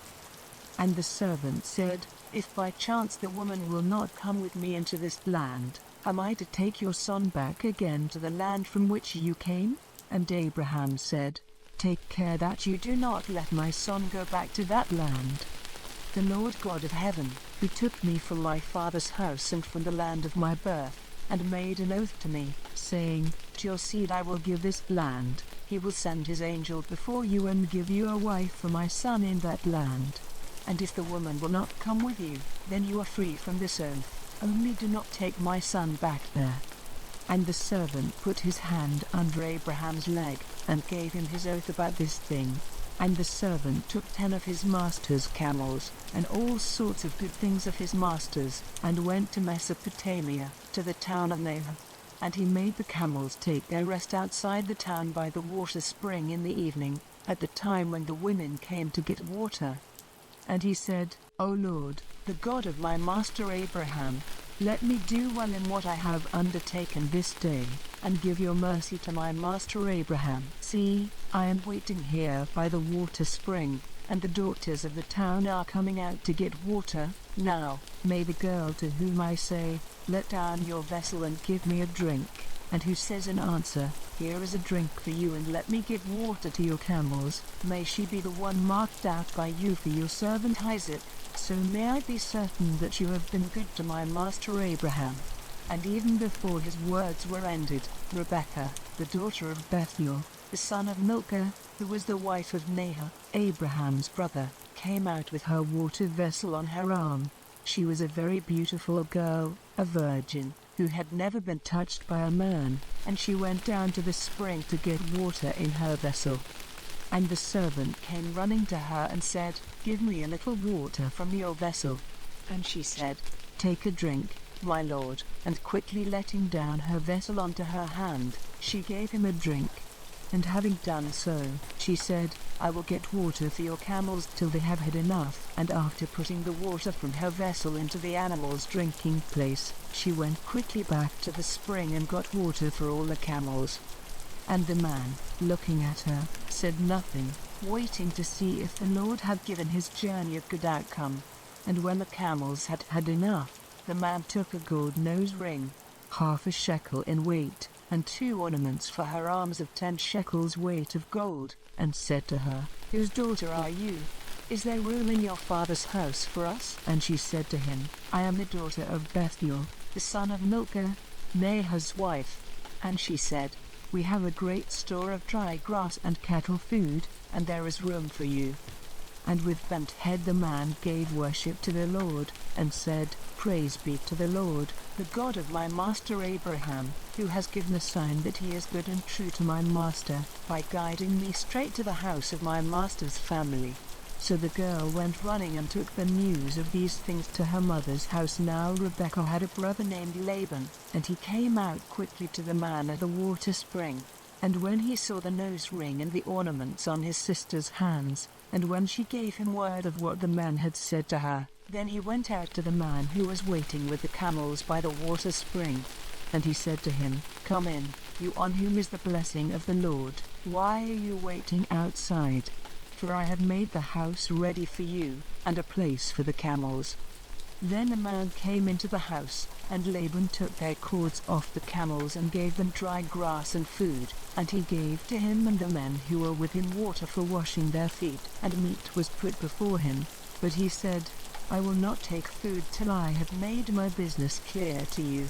And they said, "Do so." And he said, "I am Abraham's servant. The Lord has given my master every blessing, and he has become great. He has given him flocks and herds and silver and gold, and men servants and women servants and camels and asses. And when Sarah, my master's wife, was old, she gave birth to a son, to whom he has given all he has. And my master made me take an oath, saying, 'Do not get a wife for my son from the daughters of the Canaanites among whom I am living, but go to my father's house and to my relations for a wife for my son.' And I said to my master, 'What if the woman will not come with me?' And he said, 'The Lord, whom I have ever kept before me, will send his angel with you, who will make it possible for you to get a wife for my son from my relations and my father's house, and you will be free from your oath to me when you come to my people, and if they will not give her to you, you will be free from your oath.' And I came today to the water spring, and I said, 'O Lord, the God of my master Abraham, if it is your purpose to give a good outcome to my journey, let it come about that, while I am waiting here by the water spring, if a girl comes to get water and I say to her, "Give me a little water from your vessel," and she says, "Take a drink, and I will get water for your camels," let her be the woman marked out by the Lord for my master's son." And even while I was saying this to myself, Rebekah came out with her vessel on her arm, and she went down to the spring to get water, and I said to her, "Give me a drink," and straightway she took down her vessel from her arm, and said, "Take a drink, and I will get water for your camels." And questioning her, I said, "Whose daughter are you?" And she said, "The daughter of Bethuel, the son of Nahor, and Milcah his wife." Then I put the ring on her nose and the ornaments on her hands. And with bent head I gave worship and praise to the Lord, the God of my master Abraham, by whom I had been guided in the right way, to get the daughter of my master's brother for his son. And now, say if you will do what is good and right for my master or not, in order that it may be clear to me what I have to do." Then Laban and Bethuel said in answer, "This is the Lord's doing. It is not for us to say yes or no to you. See, here is Rebekah, take her and go, and let her be your master's son's wife, as the Lord has said." And at these words, Abraham's servant went down on his face and gave praise to the Lord. Then he took jewels of silver and jewels of gold and fur robes and gave them to Rebekah. And he gave things of value to her mother and her brother. Then he and the men who were with him had food and drink, and took their rest there that night. And in the morning he got up, and said, "Let me now go back to my master." But her brother and her mother said, "Let the girl be with us a week or 10 days, and then she may go." And he said, "Do not keep me. The Lord has given a good outcome to my journey. Let me now go back to my master." And they said, "We will send for the girl, and let her make the decision." And they sent for Rebekah and said to her, "Are you ready to go with this man?" And she said, "I am ready." So they sent their sister Rebekah and her servant with Abraham's servant and his men.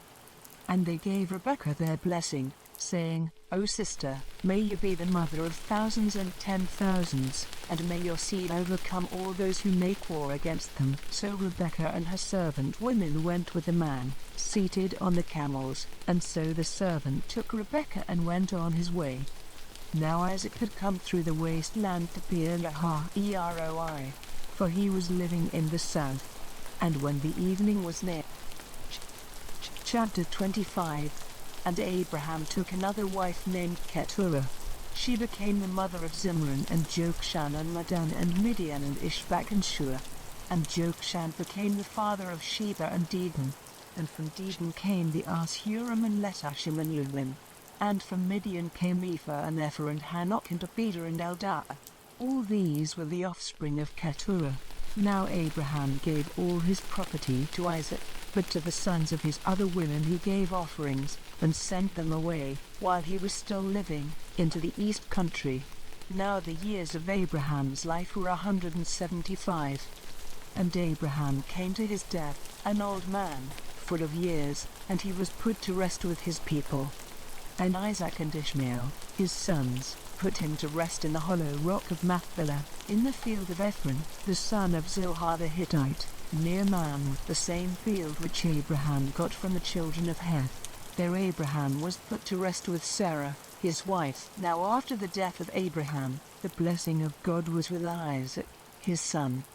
Now these are the generations of Ishmael, the son of Abraham, whose mother was Hagar the Egyptian, the servant of Sarah. These are the names of the sons of Ishmael by their generations. Ishmael's first son was Nebaioth, then Kedar and Adbeel and Mibsam and Mishma and Dumah and Massa, Hadad and Tema, Jether, Naphish, and Kedemah. These are the sons of Ishmael, and these are their names in their towns and their tent circles, 12 chiefs with their peoples. And the years of Ishmael's life were 137, and he came to his end, and was put to rest with his people.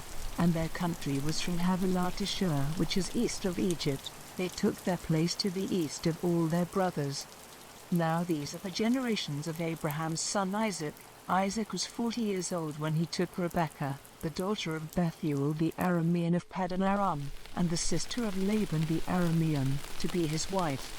Isaac made prayer to the Lord for his wife because she had no children, and the Lord gave ear to his prayer, and Rebekah became with child, and the children were fighting together inside her, and she said, "If it is to be so, why am I like this?" So she went to put her question to the Lord. And the Lord said to her, "2 nations are in your body, and 2 peoples will come to birth from you. The one will be stronger than the other, and the elder will be the servant of the younger." And when the time came for her to give birth, there were 2 children in her body, and the first came out red from head to foot like a robe of hair, and they gave him the name of Esau. And after him, his brother came out, gripping Esau's foot, and he was named Jacob. Isaac was 60 years old when she gave birth to them. And the boys came to full growth, and Esau became a man of the open country, an expert bowman, but Jacob was a quiet man, living in tents.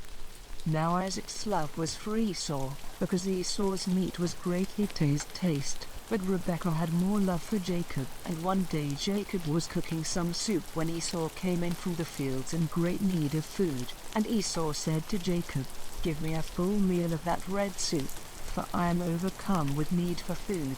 For this reason he was named Edom. And Jacob said, "First of all give me your birthright." And Esau said, "Truly, I am at the point of death. What profit is the birthright to me?" Chapter 26. Then came a time of great need in the land, like that which had been before in the days of Abraham. And Isaac went to Abimelech, king of the Philistines, at Gerar. And the Lord came to him in a vision and said, "Do not go down to Egypt, keep in the land of which I will give you knowledge, keep in this land, and I will be with you and give you my blessing, for to you and to your seed will I give all these lands, giving effect to the oath which I made to your father Abraham. I will make your seed like the stars of heaven in number, and will give them all these lands, and your seed will be a blessing to all the nations of the earth, because Abraham gave ear to my voice and kept my words, my rules, my orders, and my laws." So Isaac went on living in Gerar, and when he was questioned by the men of the place about his wife, he said, "She is my sister," fearing to say, "She is my wife. For," he said, "the men of the place may put me to death on account of Rebekah, because she is very beautiful." And when he had been there for some time, Abimelech, king of the Philistines, looking through a window, saw Isaac playing with Rebekah his wife. And he said to Isaac, "It is clear that she is your wife. Why then did you say, 'She is my sister'?" And Isaac said, "For fear that I might be put to death because of her." Then Abimelech said, "What have you done to us? One of the people might well have had connection with your wife, and the sin would have been ours." And Abimelech gave orders to his people that anyone touching Isaac or his wife was to be put to death. Now Isaac, planting seed in that land, got in the same year fruit 100 times as much, for the blessing of the Lord was on him, and his wealth became very great, increasing more and more. For he had great wealth of flocks and herds and great numbers of servants, so that the Philistines were full of envy. Now all the water holes, which his father's servants had made in the days of Abraham, had been stopped up with earth by the Philistines. And Abimelech said to Isaac, "Go away from us, for you are stronger than we are." So Isaac went away from there, and put up his tents in the valley of Gerar, making his living place there. And he made again the water holes which had been made in the days of Abraham his father, and which had been stopped up by the Philistines, and he gave them the names which his father had given them. Now Isaac's servants made holes in the valley, and came to a spring of flowing water. But the herdmen of Gerar had a fight with Isaac's herdmen, for they said, "The spring is ours." So he gave the spring the name of East, because there was a fight about it. Then they made another water hole, and there was a fight about that, so he gave it the name of Sitnah. Then he went away from there, and made another water hole, about which there was no fighting, so he gave it the name of Rehoboth. For he said, "Now the Lord has made room for us, and we will have fruit in this land." And from there he went on to Beersheba. That night the Lord came to him in a vision, and said, "I am the God of your father Abraham. Have no fear, for I am with you, blessing you, and your seed will be increased because of my servant Abraham." Then he made an altar there, and gave worship to the name of the Lord, and he put up his tents there, and there his servants made a water hole. And Abimelech had come to him from Gerar, with Ahuzzath his friend and Phicol, the captain of his army. And Isaac said to them, "Why have you came to me, seeing that in your hate for me you sent me away from you?" And they said, "We saw clearly that the Lord was with you." So we said, "Let there be an oath between us and you, and let us make an agreement with you, that you will do us no damage, even as we put no hand on you, and did you nothing but good, and sent you away in peace. And now the blessing of the Lord is on you." Then he made a feast for them, and they all had food and drink. And early in the morning they took an oath one to the other. Then Isaac sent them away, and they went on their way in peace. And that day Isaac's servants came to him and gave him word of the water hole which they had made, and said to him, "We have come to water." And Chapter 27.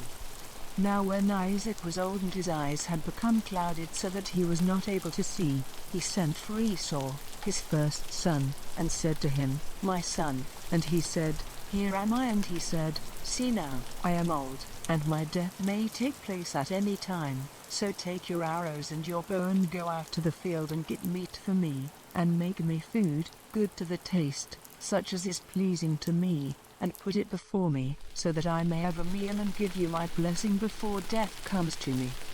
Now Isaac's words to his son were said in Rebekah's hearing. Then Esau went out to get the meat. And Rebekah said to Jacob, her son, your father said to your brother Esau in my hearing, go and get some roast meat and make me a good meal, so that I may be full, and give you my blessing before the Lord before my death. Now, my son, do what I say. Go to the flock and get me 2 fat young goats, and I will make of them a meal to your father's taste, and you will take it to him, so that he may have a good meal and give you his blessing before his death. And Jacob said to Rebekah, his mother, but Esau my brother is covered with hair, while I am smooth. If by chance my father puts his hand on me, it will seem to him that I am tricking him, and he will put a curse on me in place of a blessing. And his mother said, let the curse be on me, my son, only do as I say, and go and get them for me. So he went and got them and took them to his mother, and she made a meal to his father's taste. And Rebekah took the fair robes of her oldest son, which were with her in the house, and put them on Jacob, her younger son, and she put the skins of the young goats on his hands and on the smooth part of his neck, and she gave into the hand of Jacob, her son, the meat and the bread which she had made ready. And he came to his father, and said, my father. And he said, here am I. Who are you, my son? And Jacob said, I am Esau, your oldest son. I have done as you said. Come now, be seated and take of my meat, so that you may give me a blessing. And Isaac said, how is it that you have got it so quickly, my son? And he said, because the Lord your God made it come my way. And Isaac said, come near so that I may put my hand on you, my son, and see if you are truly my son Esau or not. And Jacob went near his father Isaac, and he put his hands on him. And he said, the voice is Jacob's voice, but the hands are the hands of Esau. And he did not make out who he was, because his hands were covered with hair like his brother Esau's hands. So he gave him a blessing. And he said, are you truly my son Esau? And he said, I am. And he said, put it before me, and I will take of my son's meat, so that I may give you a blessing. And he put it before him, and he took it. And he gave him wine, and he had a drink. And his father Isaac said to him, come near now, my son, and give me a kiss. And he came near and gave him a kiss, and smelling the smell of his clothing, he gave him a blessing, and said, see, the smell of my son is like the smell of a field on which the blessing of the Lord has come. May God give you the dew of heaven, and the good things of the earth, and grain and wine in full measure. Let peoples be your servants, and nations go down before you. Be lord over your brothers, and let your mother's sons go down before you. A curse be on everyone by whom you are cursed, and a blessing on those who give you a blessing.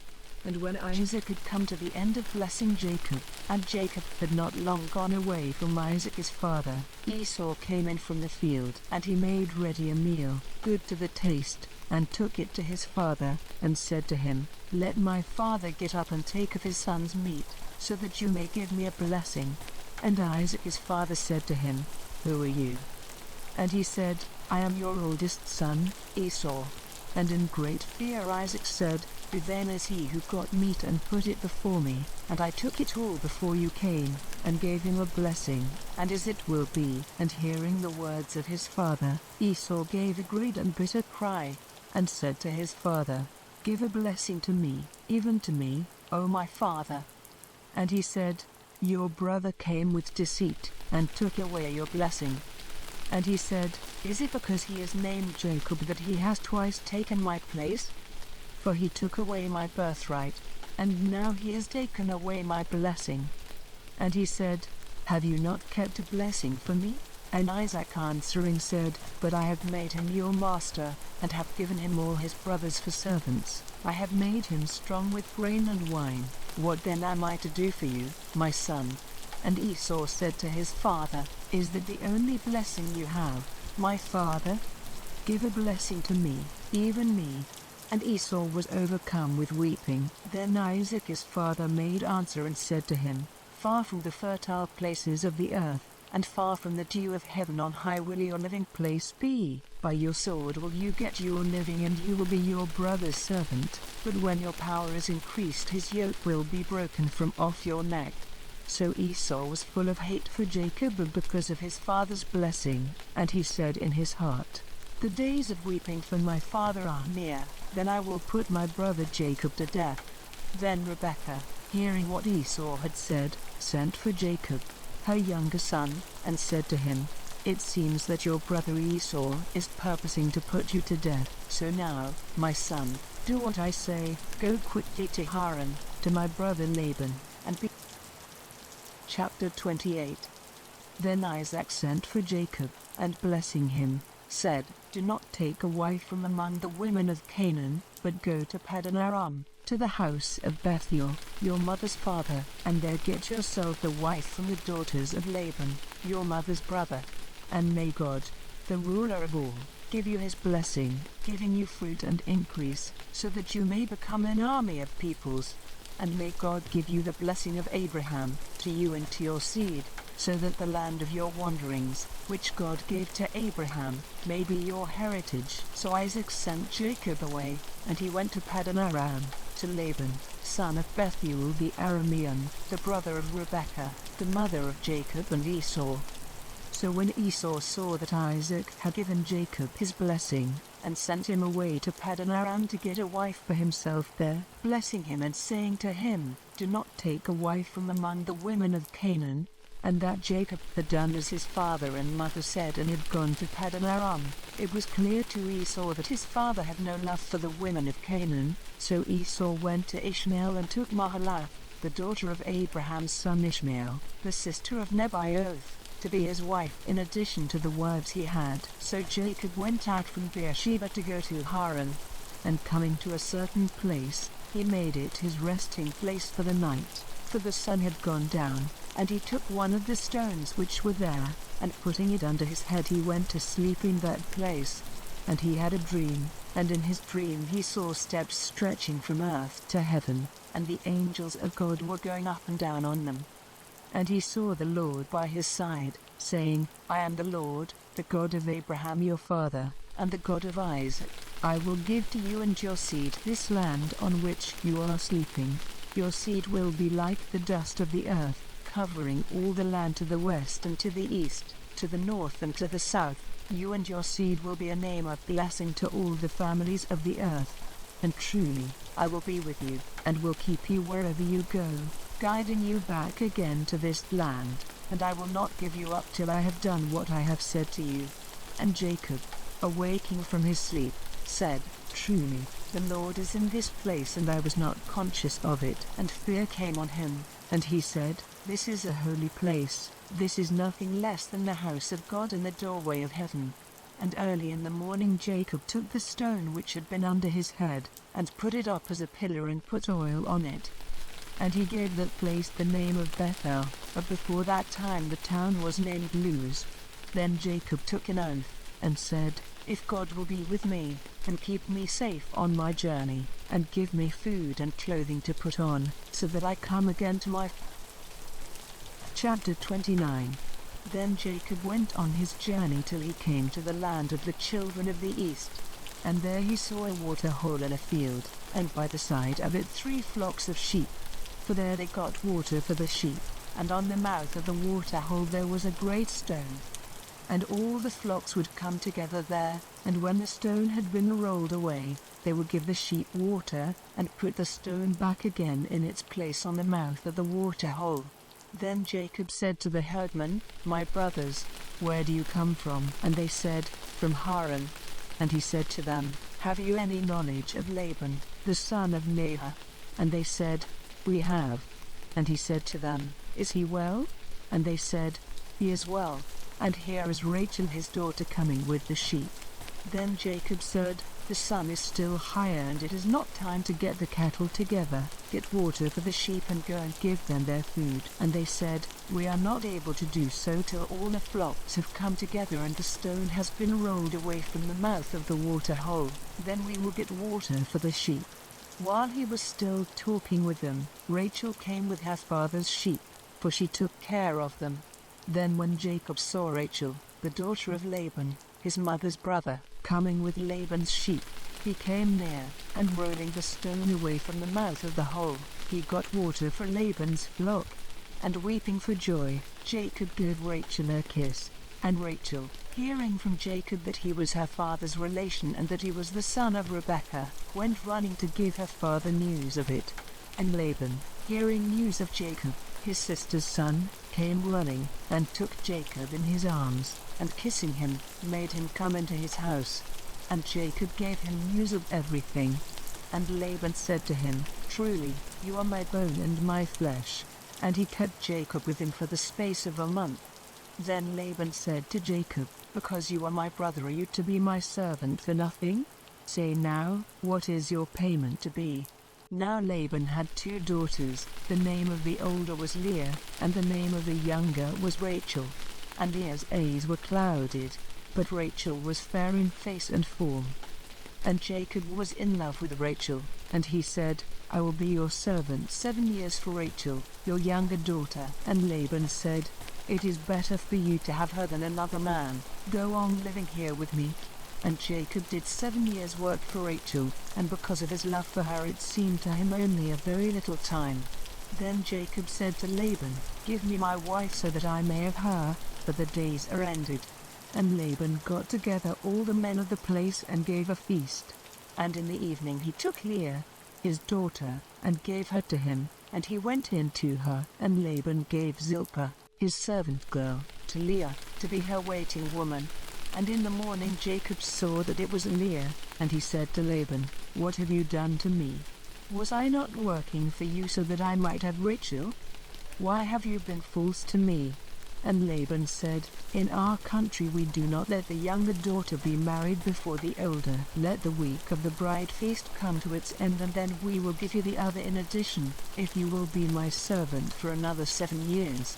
And Jacob did so, and when the week was ended, Laban gave him his daughter Rachel for his wife. And Laban gave Rachel his servant girl Bilhah to be her waiting woman.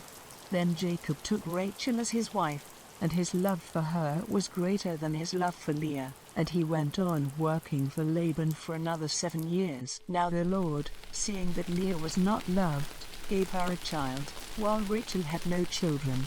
And Leah was with child, and gave birth to a son to whom she gave the name Reuben, for she said, The Lord has seen my sorrow. Now my husband will have love for me. Then she became with child again, and gave birth to a son, and said, Because it has come to the Lord's ears that I am not loved, he has given me this son in addition, and she gave him the name Simeon. And she was with child again, and gave birth to a son, and said, Now at last my... Chapter 30. Now Rachel, because she had no children, was full of envy of her sister, and she said to Jacob, If you do not give me children, I will not go on living. But Jacob was angry with Rachel, and said, Am I in the place of God, who has kept your body from having fruit? Then she said, Here is my servant Bilhah. Go into her, so that she may have a child on my knees, and I may have a family by her. So she gave him her servant Bilhah as a wife. And Jacob went into her, and Bilhah became with child, and gave birth to a son. Then Rachel said, God has been my judge, and has given ear to my voice, and has given me a son, so he was named Dan. And again Bilhah, Rachel's servant, was with child, and gave birth to a second son.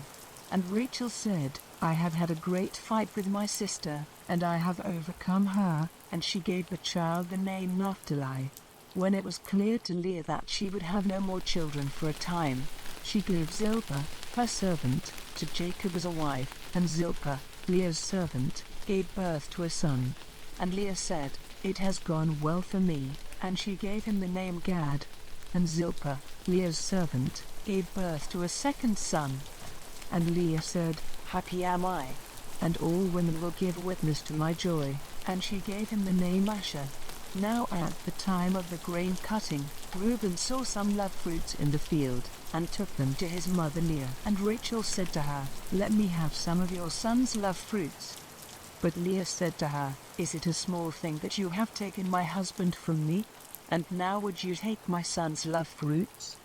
Then Rachel said, You may have him tonight in exchange for your son's love fruits. In the evening, when Jacob came in from the field, Leah went out to him and said, "Tonight you are to come to me, for I have given my son's love fruits as a price for you." And he went into her that night. And God gave ear to her, and she became with child, and gave Jacob a fifth son. Then Leah said, "God has made payment to me for giving my servant girl to my husband." So she gave her son the name Issachar. And again Leah became with child, and she gave Jacob a sixth son. And she said, "God has given me a good bride price. Now at last will I have my husband living with me, for I have given him 6 sons." And she gave him the name Zebulun. After that she had a daughter, to whom she gave the name Dinah. Then God gave thought to Rachel, and hearing her prayer he made her fertile. And she was with child, and gave birth to a son, and she said, "God has taken away my shame." And she gave him the name Joseph, saying, "May the Lord give me another son." Now after the birth of Joseph, Jacob said to Laban, "Let me go away to my place and my country. Give me my wives and my children, for whom I have been your servant, and let me go, for you have knowledge of all the work I have done for you." And Laban said, "If you will let me say so, do not go away, for I have seen by the signs that the Lord has been good to me because of you. Say then what your payment is to be, and I will give it." Then Jacob said, "You have seen what I have done for you, and how your cattle have done well under my care. For before I came you had little, and it has been greatly increased, and the Lord has given you a blessing in everything I have done. But when am I to do something for my family?" And Laban said, "What am I to give you?" And Jacob said, "Do not give me anything, but I will again take up the care of your flock if you will only do this for me. Let me go through all your flock today, taking out from among them all the sheep which are marked or colored or black, and all the marked or colored goats. These will be my payment, and so you will be able to put my honor to the test in time to come. If you see among my flocks any goats which are not marked or colored, or any sheep which is not black, you may take me for a thief." And Laban said, "Let it be as you say." So that day he took all the he-goats which were banded or colored, and all the she-goats which were marked or colored or had white marks, and all the black sheep, and gave them into the care of his sons, and sent them 3 days' journey away, and Jacob took care of the rest of Laban's flock. Then Jacob took young branches of trees, cutting off the skin so that the white wood was seen in bands. And he put the banded sticks in the drinking places where the flock came to get water, and they became with young when they came to the water. And because of this, the flock gave birth to young which were marked with bands of color. These lambs Jacob kept separate, and he put his flock in a place by themselves and not with Laban's flock. And whenever the stronger ones of the flock became with young, Jacob put the sticks in front of them in the drinking places.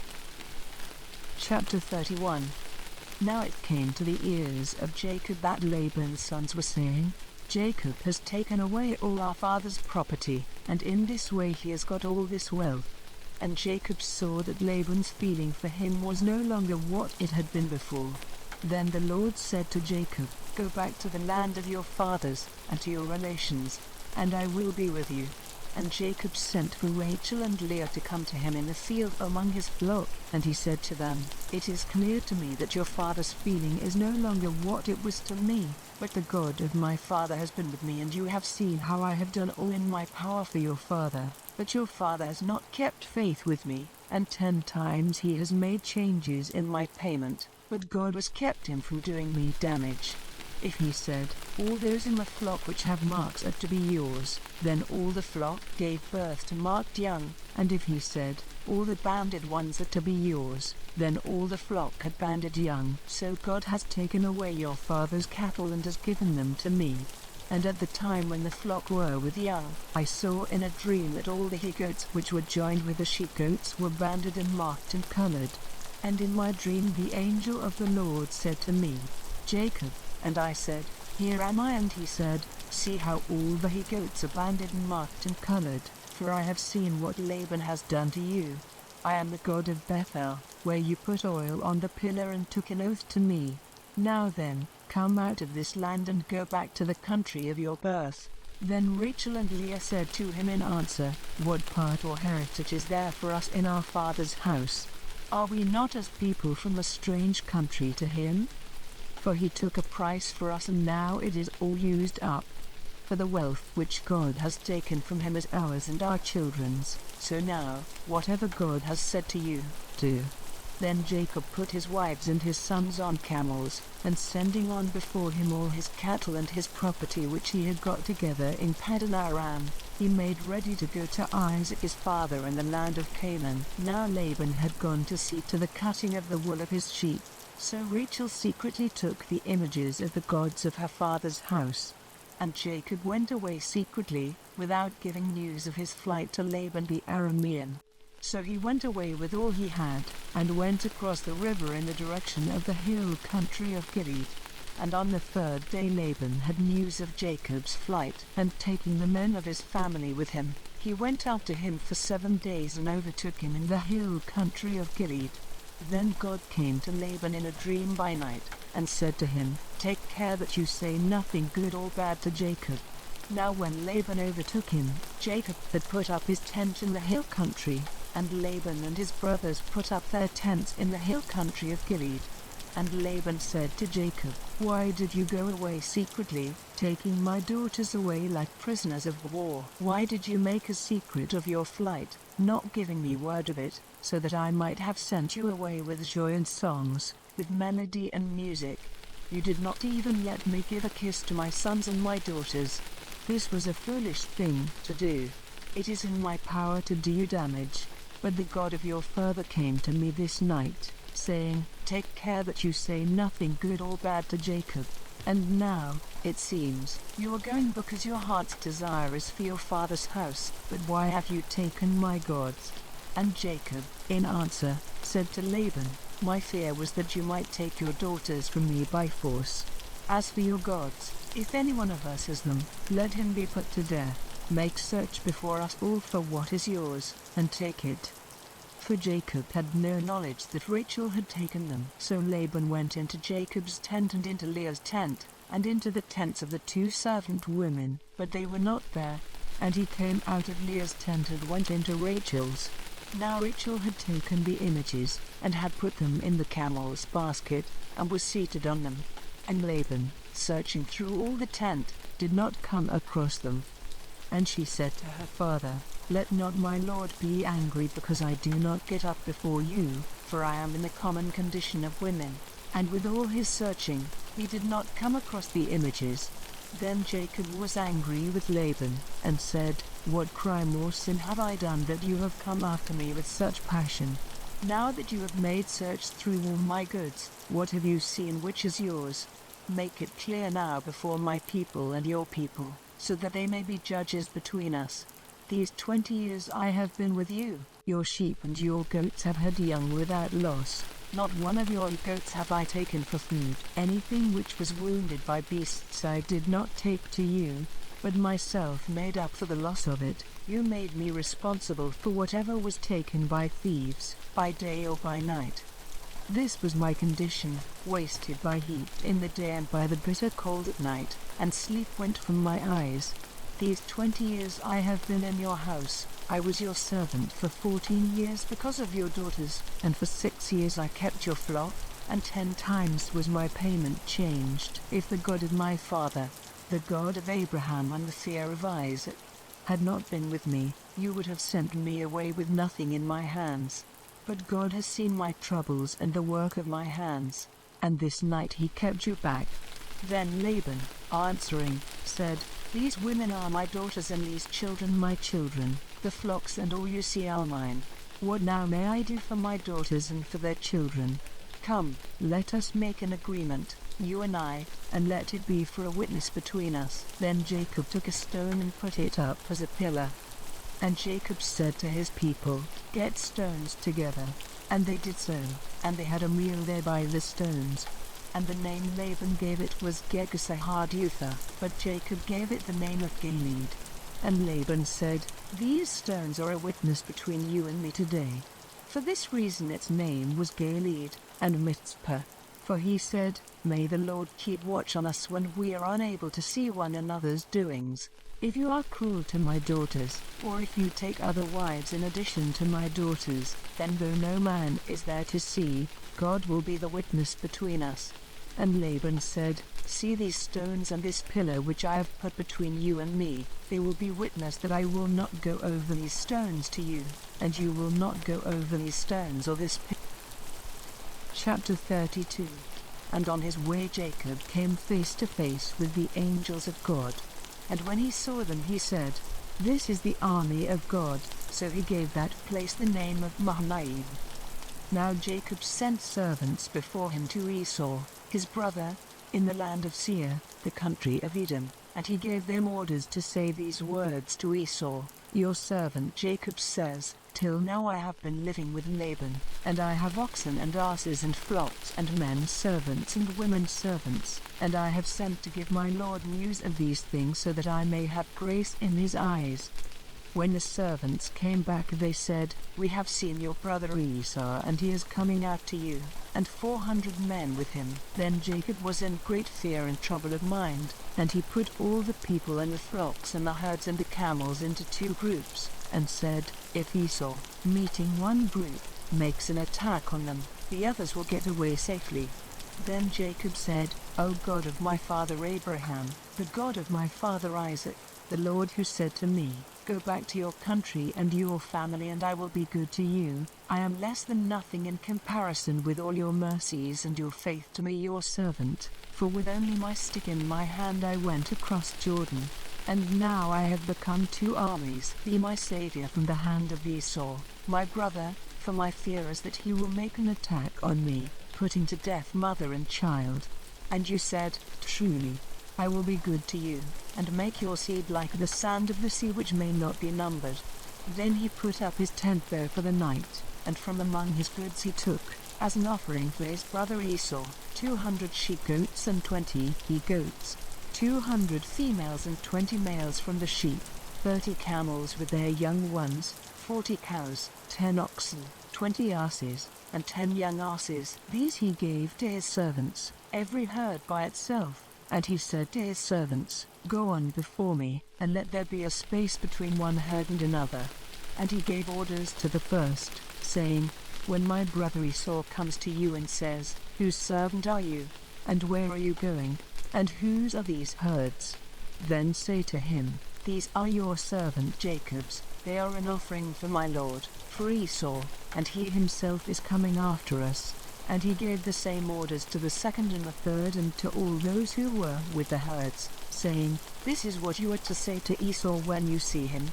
And you are to say further, 'Jacob, your servant, is coming after us.' For he said to himself, 'I will take away his wrath by the offering which I have sent on, and then I will come before him. It may be that I will have grace in his eyes.' So the servants with the offerings went on in front, and he himself took his rest that night in the tents with his people. And in the night he got up, and taking with him his 2 wives and the 2 servant women and his 11 children, he went over the river Jabbok. He took them and sent them over the stream with all he had. Then Jacob was by himself, and a man was fighting with him till dawn. But when the man saw that he was not able to overcome Jacob, he gave him a blow in the hollow part of his leg, so that his leg was damaged. And he said to him, "Let me go now, for the dawn is near." But Jacob said, "I will not let you go till you have given me your blessing." Then he said, "What is your name?" And he said, "Jacob." And he said, "Your name will no longer be Jacob, but Israel, for in your fight with God and with men you have overcome." Then Jacob said, "What is your name?" And he said, "What is my name to you?" Then he gave him a blessing. And Jacob gave that place the name of Peniel, saying, "I have seen God face to face, and still I am living." And while he was going past Chapter 33. Then Jacob, lifting up his eyes, saw Esau coming with his 400 men. So he made a division of the children between Leah and Rachel and the 2 women servants. He put the servants and their children in front, Leah and her children after them, and Rachel and Joseph at the back. And he himself, going before them, went down on his face to the earth 7 times till he came near his brother. Then Esau came running up to him, and folding him in his arms, gave him a kiss, and the two of them were overcome with weeping. Then Esau, lifting up his eyes, saw the women and the children, and said, "Who are these with you?" And he said, "The children whom God in his mercy has given to your servant." Then the servants and their children came near, and went down on their faces, and Leah came near with her children, and then Joseph and Rachel, and they did the same. And he said, "What were all those herds which I saw on the way?" And Jacob said, "They were an offering so that I might have grace in my Lord's eyes." But Esau said, "I have enough, keep what is yours, my brother, for yourself." And Jacob said, "Not so, but if I have grace in your eyes, take them as a sign of my love, for I have seen your face as one may see the face of God, and you have been pleased with me. Take my offering then, with my blessing, for God has been very good to me and I have enough." So at his strong request, he took it. And he said, "Let us go on our journey together, and I will go in front." But Jacob said, "My Lord may see that the children are only small, and there are young ones in my flocks and herds. One day's overdriving will be the destruction of all the flock. Do you, my Lord, go on before your servant, I will come on slowly, at the rate at which the cattle and the children are able to go, till I come to my Lord at Seir." And Esau said, "Then keep some of my men with you." And he said, "What need is there for that, if my Lord is pleased with me?" So Esau, turning back that day, went on his way to Seir. And Jacob went on to Succoth, where he made a house for himself and put up tents for his cattle. For this reason the place was named Succoth. So Jacob came safely from Paddan Aram to the town of Shechem in the land of Canaan, and put up his tents near the town, and for 100 bits of money he got from the children. Chapter 34. Now Dinah, the daughter whom Leah had by Jacob, went out to see the women of that country. And when Shechem, the son of Hamor the Hivite, who was the chief of that land, saw her, he took her by force and had connection with her. Then his heart went out in love to Dinah, the daughter of Jacob, and he said comforting words to her. And Shechem said to Hamor, his father, "Get me this girl for my wife." Now Jacob had word of what Shechem had done to his daughter, but his sons were in the fields with the cattle, and Jacob said nothing till they came. Then Hamor, the father of Shechem, came out to have a talk with Jacob.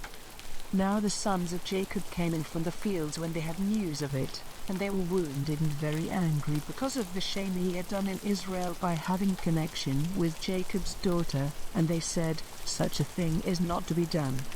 But Hamor said to them, "Shechem, my son, is full of desire for your daughter. Will you then give her to him for a wife, and let our two peoples be joined together? Give your daughters to us, and take our daughters for yourselves. Go on living with us, and the country will be open to you. Do trade and get property there."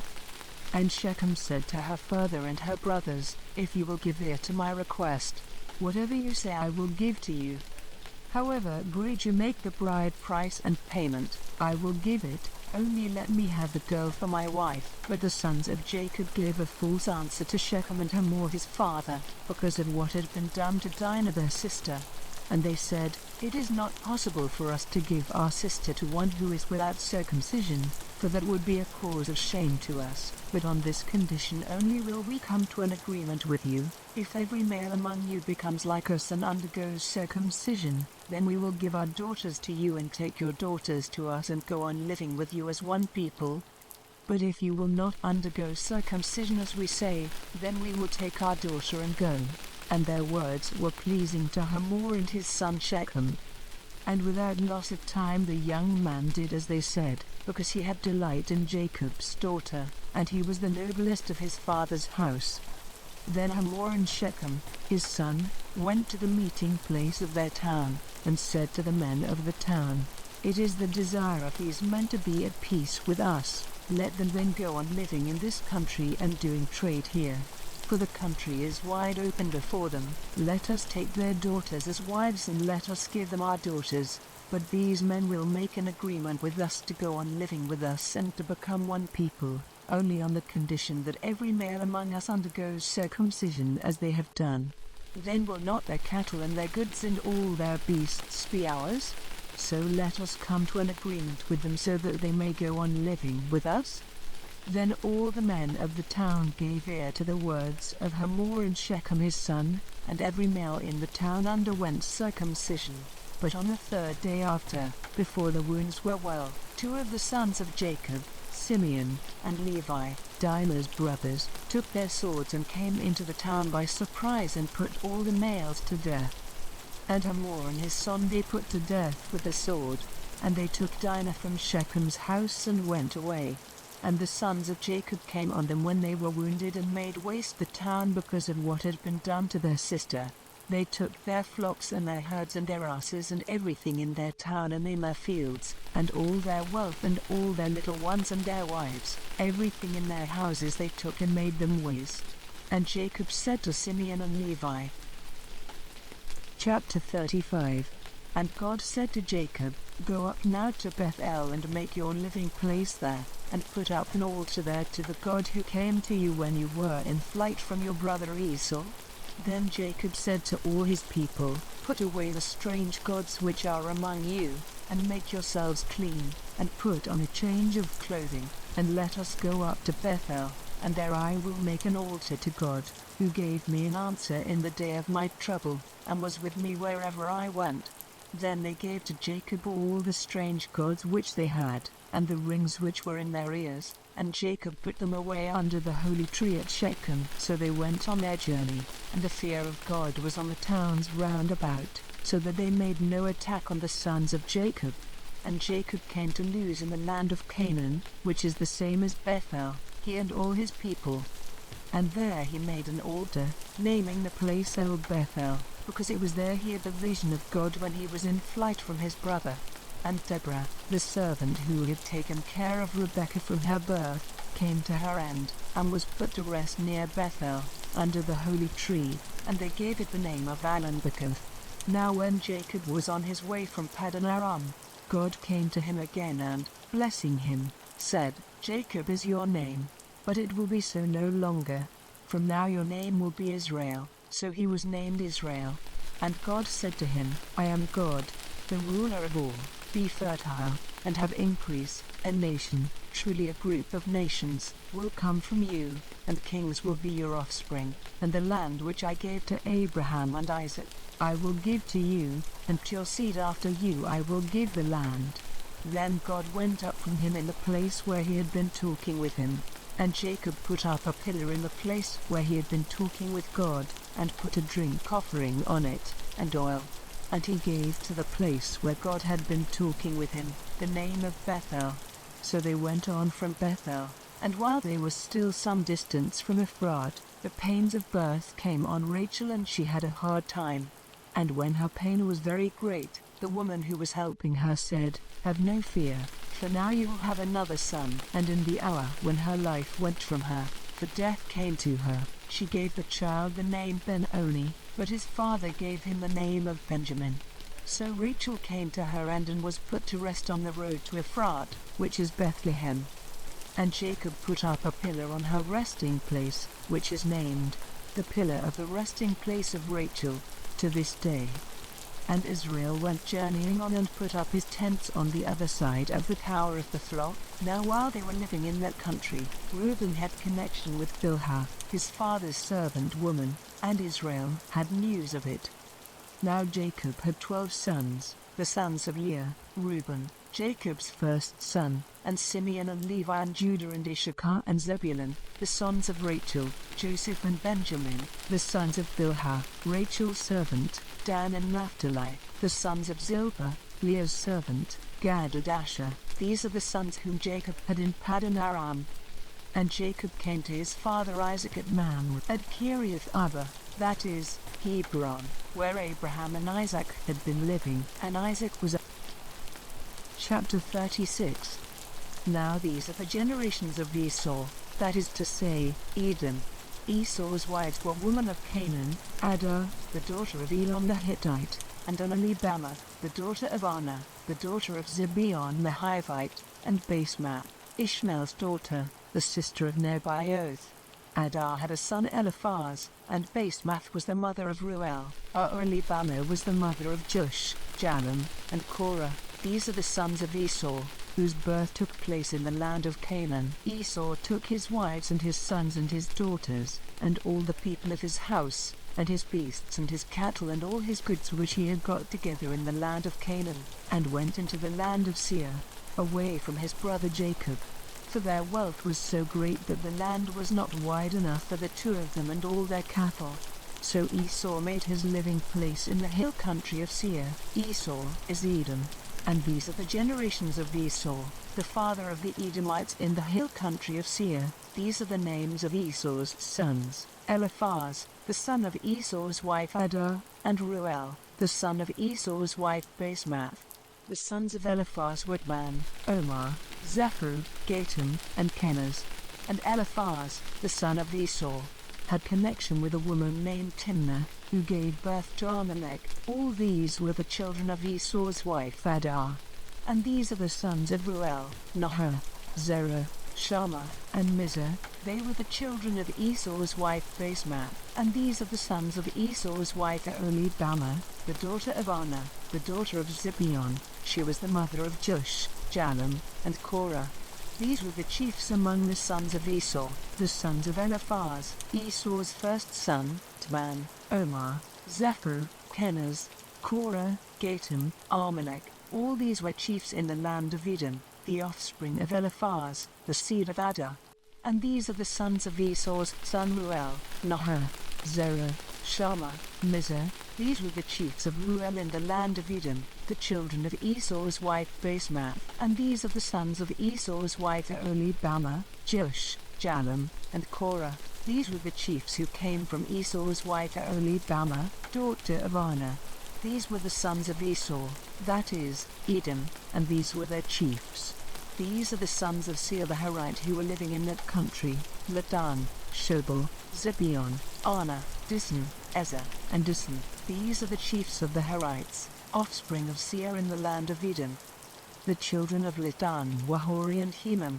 Ladan's sister was Timnah. And these are the children of Shobal: Alvan, Manahath, Ebal, Shepho, and Onam. And these are the children of Zibeon: Ir and Anah, that same Anah who made the discovery of the water springs in the wasteland, when he was looking after the asses of his father Zibeon. And these are the children of Anah: Dissan and Aholibamah his daughter. These are the children of Dissan: Hemdan, Eshban, Ithran, and Karen. These are the children of Ezer: Bilhan, Zavan, and Arkan. These are the children of Dissan: Uz and Aaron. These were the Hirite chiefs: Ladan, Shobal, Zibeon, Anah, Dissan, Ezer, and Dissan. Such were the Hirite chiefs in their order in the land of Seir. And these are the kings who were ruling in the land of Edom before there was any king over the children of Israel. Bela, son of Beer, was king in Edom, and the name of his chief town was Dinhabah. At his death, Jobab, son of Zerah of Bozrah, became king in his place. And at the death of Jobab, Husham, from the country of the Temanites, became king in his place. And at the death of Husham, Hadad, son of Bedad, who overcame the Midianites in the field of Moab, became king. His chief town was named Avith.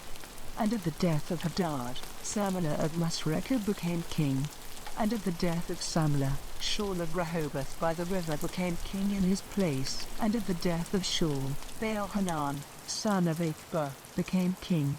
And at the death of Baal-Hanan, Hadar became king in his place. His chief town was named Paul, and his wife's name was Mehetabel. She was the daughter of Matred, the daughter of Mezahab.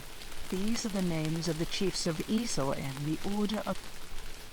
Chapter 37. Now Jacob was living in the land where his father had made a place for himself, in the land of Canaan. These are the generations of Jacob. Joseph, a boy 17 years old, was looking after the flock, together with his brothers, the sons of Bilhah and Zilpah, his father's wives, and Joseph gave their father a bad account of them.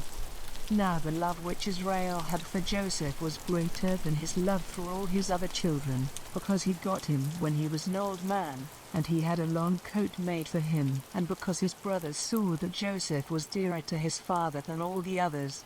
They were full of hate for him, and would not say a kind word to him. Now Joseph had a dream, and he gave his brothers an account of it, which made their hate greater than ever. And he said to them, "Let me give you the story of my dream. We were in the field, getting the grain stems together, and my grain kept upright, and yours came round and went down on the earth before mine." And his brothers said to him, "Are you to be our king? Will you have authority over us?" And because of his dream and his words, their hate for him became greater than ever.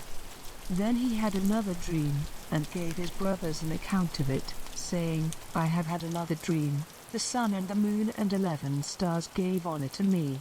And he gave word of it to his father and his brothers, but his father protesting said, "What sort of a dream is this? Am I and your mother and your brothers to go down on our faces to the earth before you?"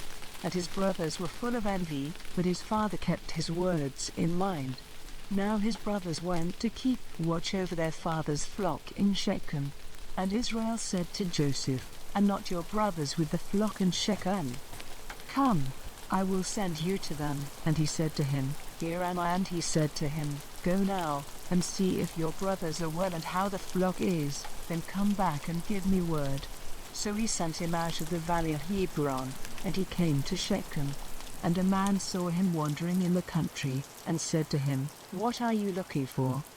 And he said, "I am looking for my brothers. Please give me word of where they are keeping their flock." And the man said, "They have gone away from here.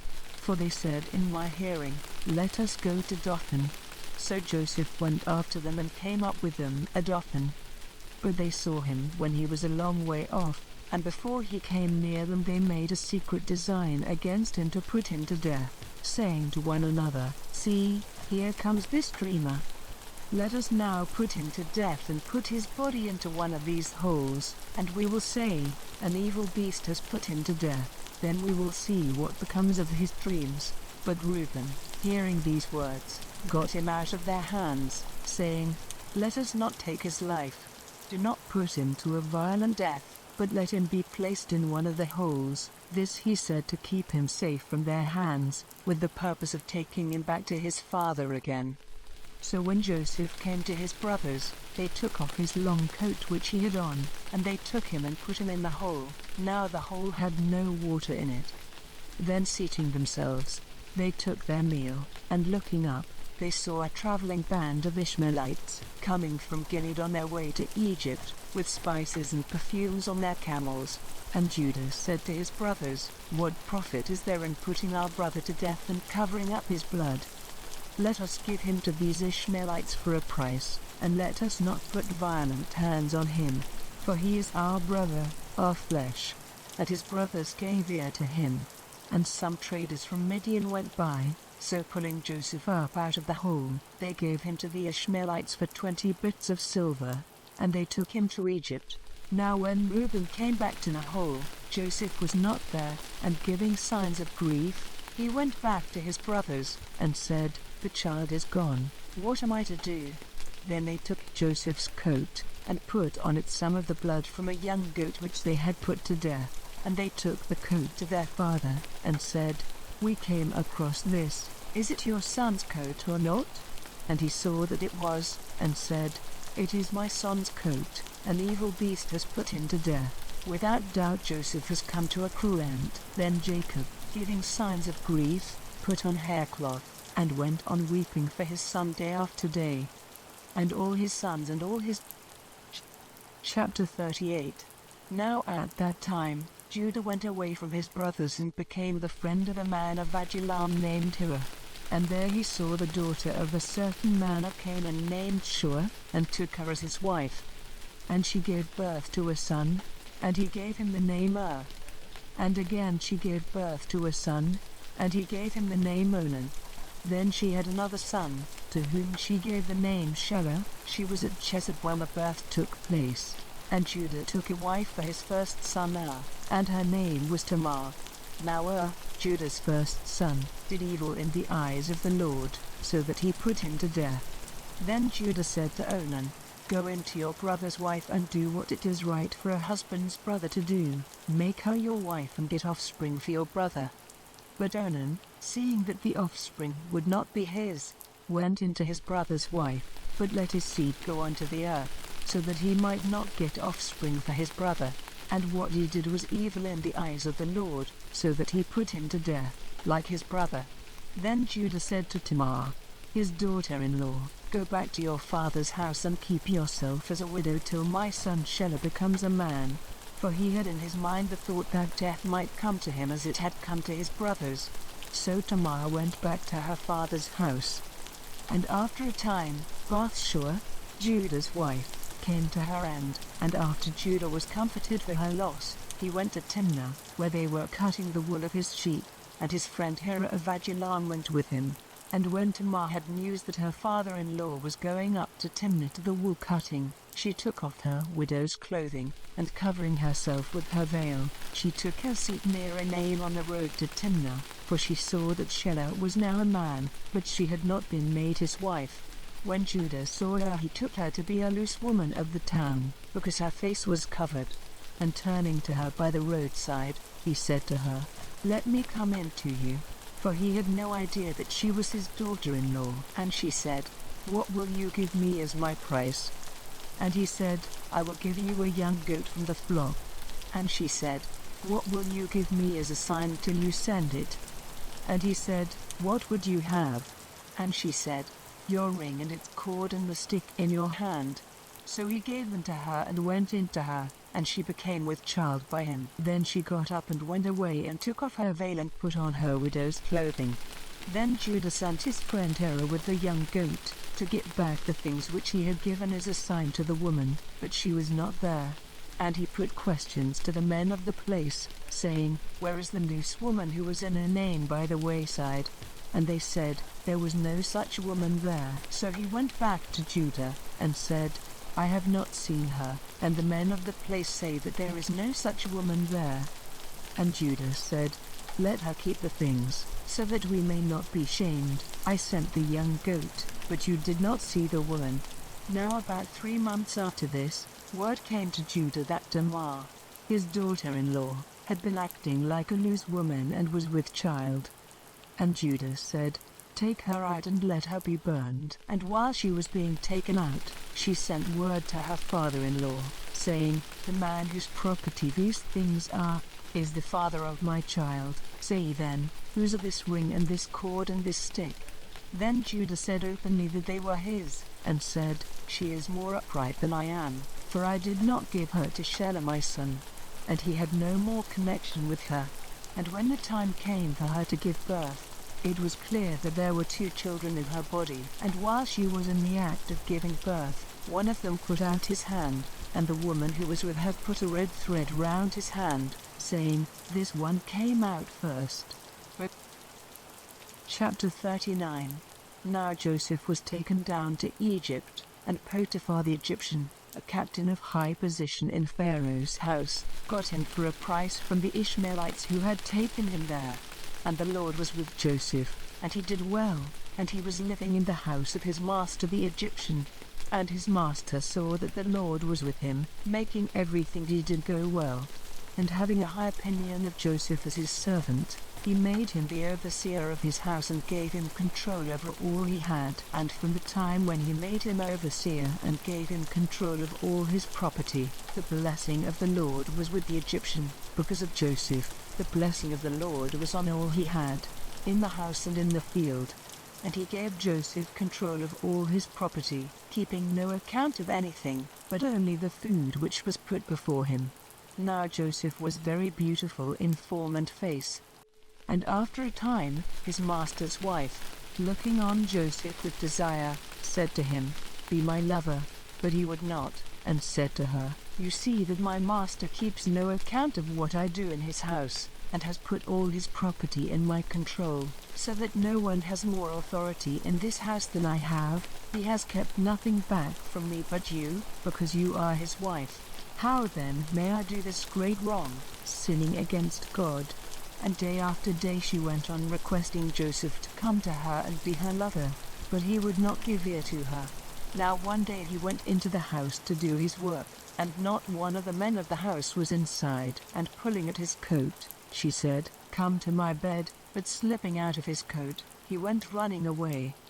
And when she saw that he had got away, letting her keep his coat, she sent for the men of her house and said to them, "See, he has let a Hebrew come here and make sport of us. He came to my bed, and I gave a loud cry, and hearing it he went running out without his coat. And she kept his coat by her, till his master came back. Then she gave him the same story, saying, The Hebrew servant whom you have taken into our house came in to make sport of me, and when I gave a loud cry he went running out without his coat." And hearing his wife's account of what his servant had done, he became very angry. And Joseph's master took him and put him in prison, in the place where the king's prisoners were kept in chains, and he was there in the prison house. But the Lord was with Joseph, and was good to him, and made the keeper of the prison his friend. And the keeper of the prison put all the prisoners under Joseph's control, and he was responsible for whatever. Chapter 40. Now after these things the chief servant who had the care of the wine, and the chief bread maker in Pharaoh's house, did something against Pharaoh's orders, and Pharaoh was angry with his two servants, with the chief wine servant and the chief bread maker, and he put them in prison under the care of the captain of the army, in the same prison where Joseph himself was shut up. And the captain put them in Joseph's care, and he did what was needed for them. And they were kept in prison for some time, and these two had a dream on the same night, the chief wine servant and the chief bread maker of the king of Egypt, who were in prison. The two of them had dreams with a special sense. And in the morning when Joseph came to them he saw that they were looking sad. And he said to the servants of Pharaoh who were in prison with him, "Why are you looking so sad?" Then they said to him, "We have had a dream, and no one is able to give us the sense." And Joseph said, "Does not the sense of dreams come from God? What was your dream?" Then the chief wine servant gave Joseph an account of his dream, and said, "In my dream I saw a vine before me, and on the vine were 3 branches, and it seemed as if it put out buds and flowers, and from them came grapes ready for cutting. And Pharaoh's cup was in my hand, and I took the grapes and crushing them into Pharaoh's cup, gave the cup into Pharaoh's hand." Then Joseph said, "This is the sense of your dream. The 3 branches are 3 days. After 3 days Pharaoh will give you honor, and put you back into your place, and you will give him his cup as you did before, when you were his wine servant. But keep me in mind when things go well for you, and be good to me and say a good word for me to Pharaoh and get me out of this prison, for truly I was taken by force from the land of the Hebrews, and I have done nothing for which I might be put in prison." Now when the chief bread maker saw that the first dream had a good sense, he said to Joseph, "I had a dream, and in my dream there were 3 baskets of white bread on my head, and in the top basket were all sorts of cooked meats for Pharaoh, and the birds were taking them out of the baskets on my head." Then Joseph said, "This is the sense of your dream. The 3 baskets are 3 days. After 3 days Pharaoh will take you out of prison, hanging you on a tree, so that your flesh will be food for birds." Now the 3rd day was Pharaoh's birthday, and he gave a feast for all his servants, and he gave honor to the chief wine servant and the chief bread maker among the others, and he put the chief wine servant back in his old place, and he gave the cup into Pharaoh's. Chapter 41. Now after 2 years had gone by, Pharaoh had a dream, and in his dream he was by the side of the Nile, and out of the Nile came 7 cows, good-looking and fat, and their food was the river grass. And after them 7 other cows came out of the Nile, poor-looking and thin, and they were by the side of the other cows. And the 7 thin cows made a meal of the 7 fat cows. Then Pharaoh came out of his sleep, but he went to sleep again and had a second dream, in which he saw 7 heads of grain, full and good, all on one stem. And after them came up 7 other heads, thin and wasted by the east wind. And the 7 thin heads made a meal of the good heads. And when Pharaoh was awake he saw it was a dream. And in the morning his spirit was troubled, and he sent for all the wise men of Egypt and all the holy men, and put his dream before them. But no one was able to give him the sense of it. Then the chief wine servant said to Pharaoh, "The memory of my sin comes back to me now." Pharaoh had been angry with his servants, and had put me in prison in the house of the captain of the army, together with the chief bread maker, and we had a dream on the same night, the two of us, and the dreams had a special sense. And there was with us a young Hebrew, the captain's servant, and when we put our dreams before him, he gave us the sense of them. And it came about as he said. I was put back in my place, and the bread maker was put to death by hanging. Then Pharaoh sent for Joseph, and they took him quickly out of prison. And when his hair had been cut and his dress changed, he came before Pharaoh. And Pharaoh said to Joseph, I have had a dream, and no one is able to give me the sense of it. Now it has come to my ears that you are able to give the sense of a dream when it is put before you.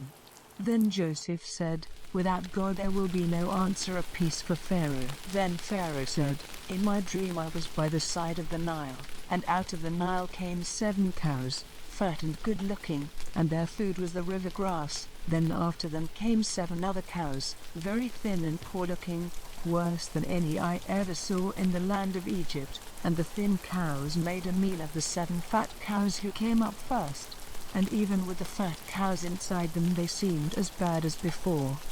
And so I came out of my sleep, and again in a dream I saw 7 heads of grain, full and good, coming up on one stem, and then I saw 7 other heads, dry, thin, and wasted by the east wind, coming up after them, and the 7 thin heads made a meal of the 7 good heads. And I put this dream before the wise men, but not one of them was able to give me the sense of it. Then Joseph said, These 2 dreams have the same sense. God has made clear to Pharaoh what he is about to do. The 7 fat cows are 7 years, and the 7 good heads of grain are 7 years. The 2 have the same sense. The 7 thin and poor-looking cows who came up after them are 7 years, and the 7 heads of grain, dry and wasted by the east wind, are 7 years when there will be no food. As I said to Pharaoh before, God has made clear to him what he is about to do. 7 years are coming in which there will be great wealth of grain in Egypt, and after that will come 7 years when there will not be enough food, and the memory of the good years will go from men's minds, and the land will be made waste by the bad years, and men will have no memory of the good time because of the need which will come after, for it will be very bitter. And this dream came to Pharaoh twice, because this thing is certain, and God will quickly make it come about. And now let Pharaoh make search for a man of wisdom and good sense, and put him in authority over the land of Egypt. Let Pharaoh do this, and let him put overseers over the land of Egypt to put in store a 5th part of the produce of the land in the good years.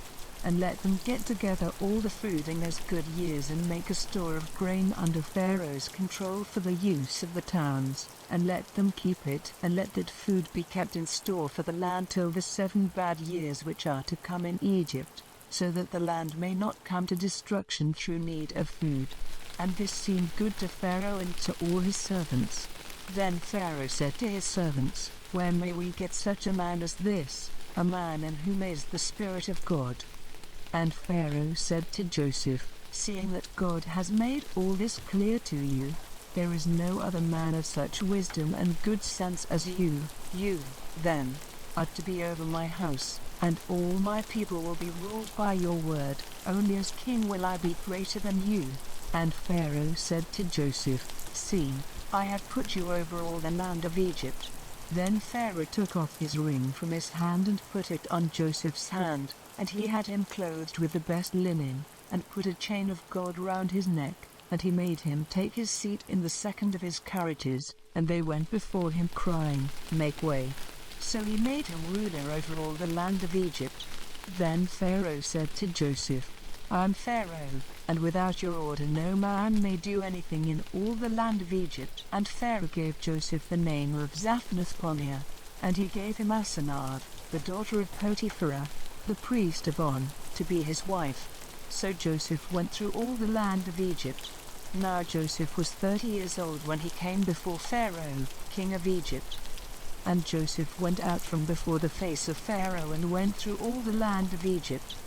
Now in the 7 good years the earth gave fruit in masses, and Joseph got together all the food of those 7 years, and made a store of food in the towns. The produce of the fields round every town was stored up in the town.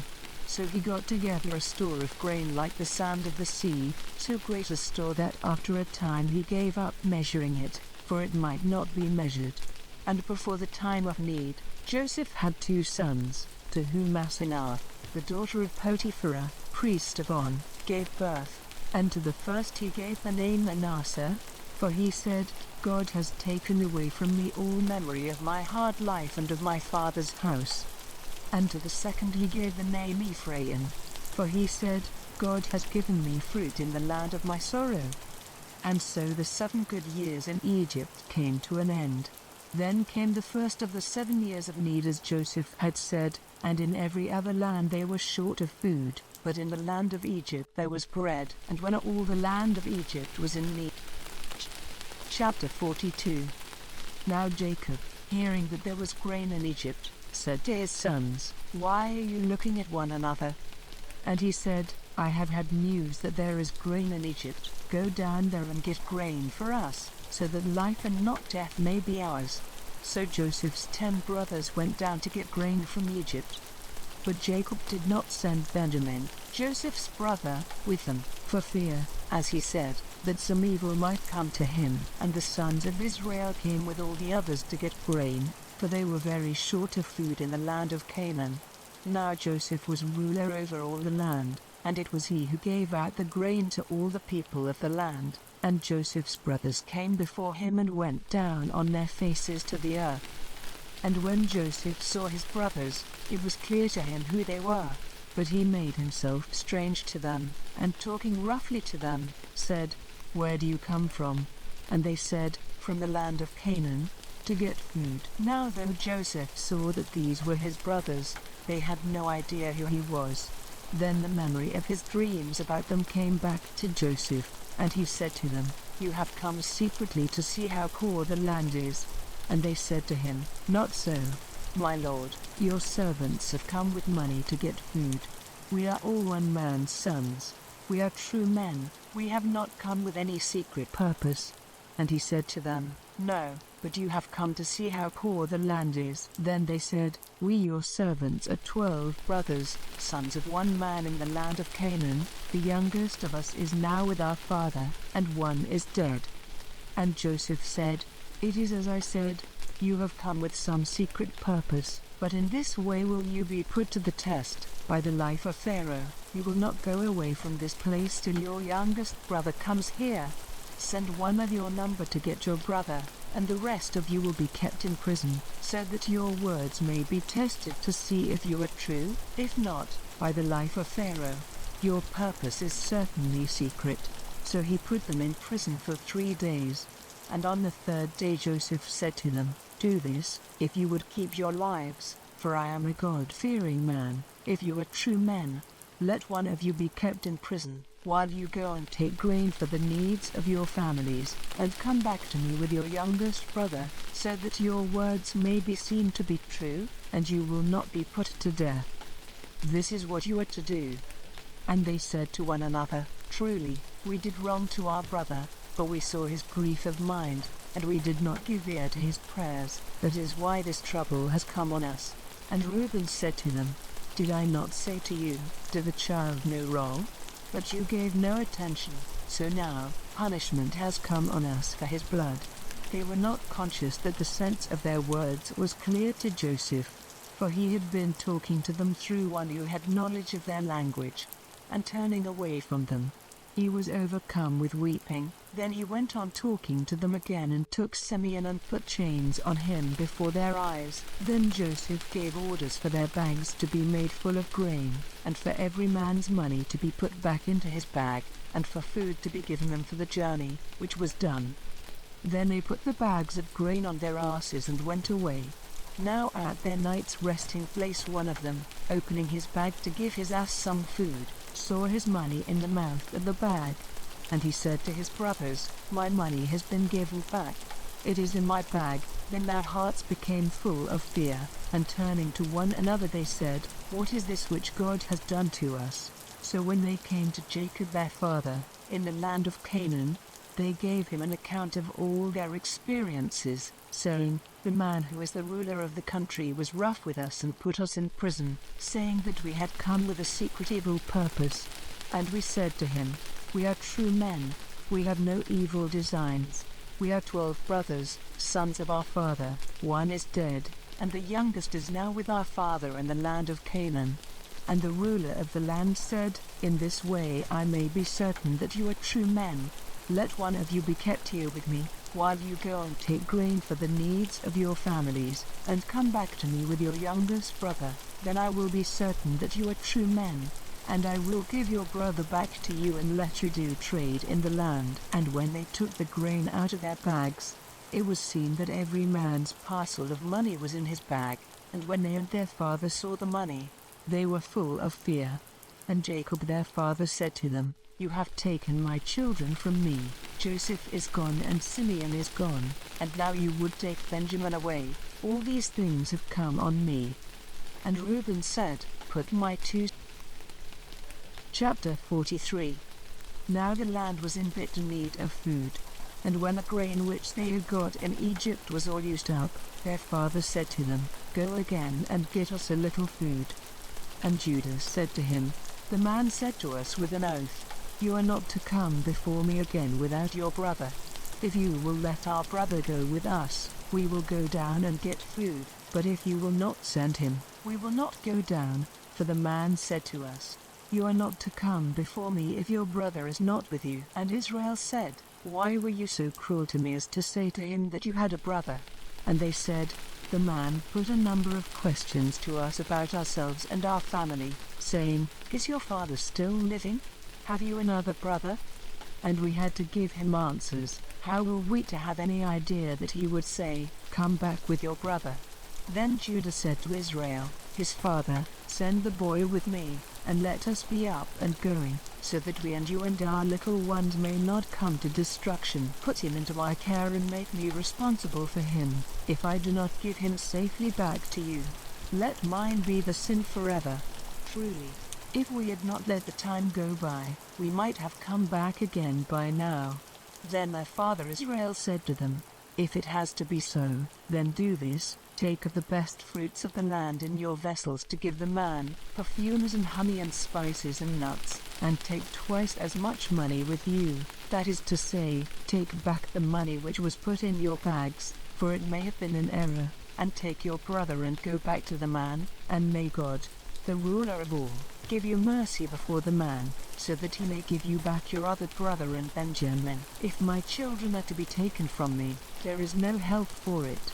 So they took what their father said for the man, and twice as much money in their hands, and Benjamin, and went on their journey to Egypt, and came before Joseph. And when Joseph saw Benjamin, he said to his chief servant, "Take these men into my house, and make ready a meal, for they will take food with me in the middle of the day." And the servant did as Joseph said, and took the men into Joseph's house. Now the men were full of fear because they had been taken into Joseph's house, and they said, "It is because of the money which was put back in our bags the first time. He is looking for something against us, so that he may come down on us and take us and our asses for his use."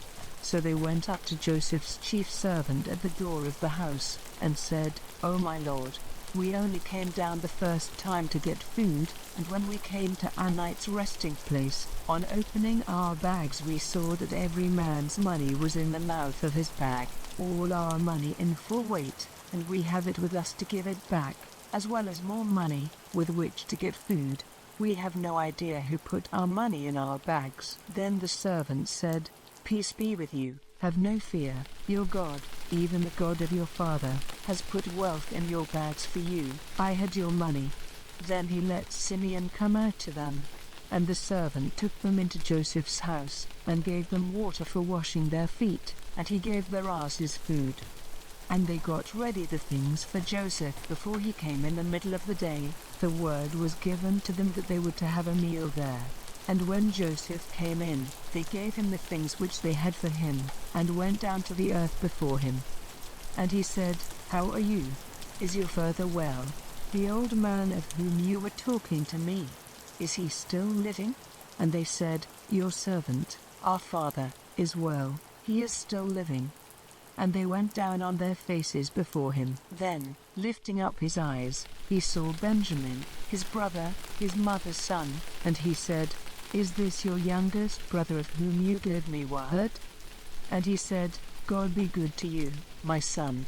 Then Joseph's heart went out to his brother, and he went quickly into his room, for he was overcome with weeping. Then, after washing his face, he came out, and controlling his feelings said, "Put food before us." And they put a meal ready for him by himself, and for them by themselves, and for the Egyptians who were with him by themselves, because the Egyptians may not take food with the Hebrews, for that would make them unclean. Chapter 44. Then he gave orders to the servant who was over his house, saying, "Put as much food into the men's bags as will go into them, and put every man's money in the mouth of his bag, and put my cup, my silver cup, in the youngest one's bag, with his money." So he did as Joseph said. And at dawn the men, with their asses, were sent away. And when they had gone only a little way out of the town, Joseph said to the servant who was over his house, "Go after them, and when you overtake them, say to them, 'Why have you done evil in reward for good? Is not this the cup from which my Lord takes wine and by which he gets knowledge of the future? Truly, you have done evil.'" So he overtook them and said these words to them. And they said to him, "Why does my Lord say such words as these? Far be it from your servants to do such a thing. See, the money which was in the mouth of our bags we gave back to you when we came again from Canaan. How then might we take silver or gold from your Lord's house? If it comes to light that any of your servants has done this, let him be put to death, and we will be your Lord's servants." And he said, "Let it be as you say. He in whose bag it is seen will become my servant, and you will not be responsible."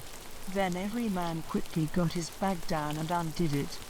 And he made a search, starting with the oldest and ending with the youngest, and the cup was in Benjamin's bag. Then in bitter grief they put the bags on the asses again and went back to the town. So Judah and his brothers came to Joseph's house, and he was still there, and they went down on their faces before him. And Joseph said, "What is this thing which you have done? Had you no thought that such a man as I would have power to see what is secret?" And Judah said, "What are we to say to my Lord? How may we put ourselves right in his eyes? God has made clear the sin of your servants. Now we are in your hands, we and the man in whose bag your cup was seen." Then he said, "Far be it from me to do so, but the man who had my cup will be my servant, and you may go back to your father in peace." Then Judah came near him, and said, "Let your servant say a word in my Lord's ears, and let not your wrath be burning against your servant. For you are in the place of Pharaoh to us." My Lord said to his servants, "Have you a father or a brother?" And we said to my Lord, "We have an old father and a young child, whom he had when he was old. His brother is dead and he is the only son of his mother, and is very dear to his father. And you said to your servants, 'Let him come down to me with you, so that I may see him.' And we said to my Lord, 'His father will not let him go, for if he went away his father would come to his death.' But you said to your servants, 'If your youngest brother does not come with you, you will not see my face again.' And when we went back to your servant, our father, we gave him an account of my Lord's words. And our father said, 'Go again and get us a little food.' And we said, 'Only if our youngest brother goes with us will we go down. For we may not see the man's face again if our youngest brother is not with us.' And our father said to us, 'You have knowledge that my wife gave me 2 sons. The one went away from me, and I said, Truly he has come to a violent death, and from that time I have not seen him. If now you take this one from me, and some evil comes to him, you will make my gray head go down in sorrow to the underworld.' If then I go back to your servant, my father, without the boy, because his life and the boy's life are one, when he sees that the boy is not with us, he will come to his death, and our father's grey head will go down in sorrow to the underworld. For I made myself responsible for the boy to my father, saying, if I do not give him safe. Chapter 45. Then Joseph, unable to keep back his feelings before those who were with him, gave orders for everyone to be sent away, and no one was present when he made clear to his brothers who he was. And so loud was his weeping, that it came to the ears of the Egyptians and all Pharaoh's house. And Joseph said to his brothers, I am Joseph, is my father still living? But his brothers were not able to give him an answer, for they were troubled before him. Then Joseph said to his brothers, come near to me. And they came near, and he said, I am Joseph your brother, whom you sent into Egypt. Now do not be troubled or angry with yourselves for sending me away, because God sent me before you to be the savior of your lives. For these 2 years have been years of need, and there are still 5 more years to come in which there will be no plowing or cutting of grain. God sent me before you to keep you and yours living on earth so that you might become a great nation. So now it was not you who sent me here, but God, and he has made me as a father to Pharaoh, and lord of all his house, and ruler over all the land of Egypt. Now go quickly to my father, and say to him, your son Joseph says, God has made me ruler over all the land of Egypt. Come down to me straight away, the land of Goshen will be your living place. And you will be near me, you and your children and your children's children, and your flocks and herds and all you have, and there I will take care of you, so that you and your family may not be in need, for there are still 5 bad years to come. Now truly, your eyes see, and the eyes of my brother Benjamin see, that it is my mouth which says these things to you. Give my father word of all my glory in Egypt and of all you have seen, and come back quickly with my father. Then, weeping, he took Benjamin in his arms, and Benjamin himself was weeping on Joseph's neck. Then he gave a kiss to all his brothers, weeping over them, and after that his brothers had no fear of talking to him. And news of these things went through Pharaoh's house, and it was said that Joseph's brothers were come, and it seemed good to Pharaoh and his servants.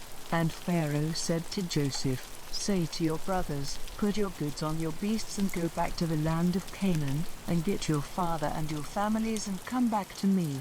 And I will give you all the good things of Egypt, and the fat of the land will be your food. And say to them, this you are to do. Take carts from the land of Egypt for your little ones and for your wives, and get your father and come back. And take no thought for your goods, for the best of all the land of Egypt is yours. And the children of Israel did as he said, and Joseph gave them carts as had been ordered by Pharaoh, and food for their journey. To every one of them he gave 3 changes of clothing, but to Benjamin he gave 300 bits of silver and 5 changes of clothing.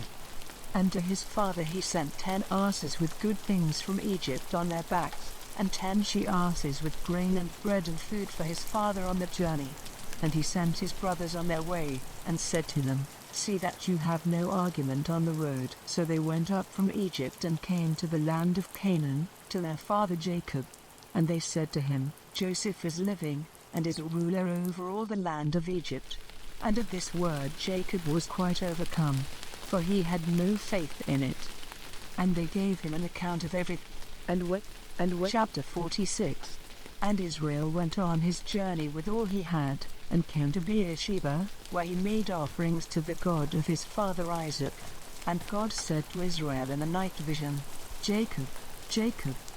And he said, here am I. And he said, I am God, the God of your father. Go down to Egypt without fear, for I will make a great nation of you there. I will go down with you to Egypt, and I will see that you come back again, and at your death Joseph will put his hands on your eyes.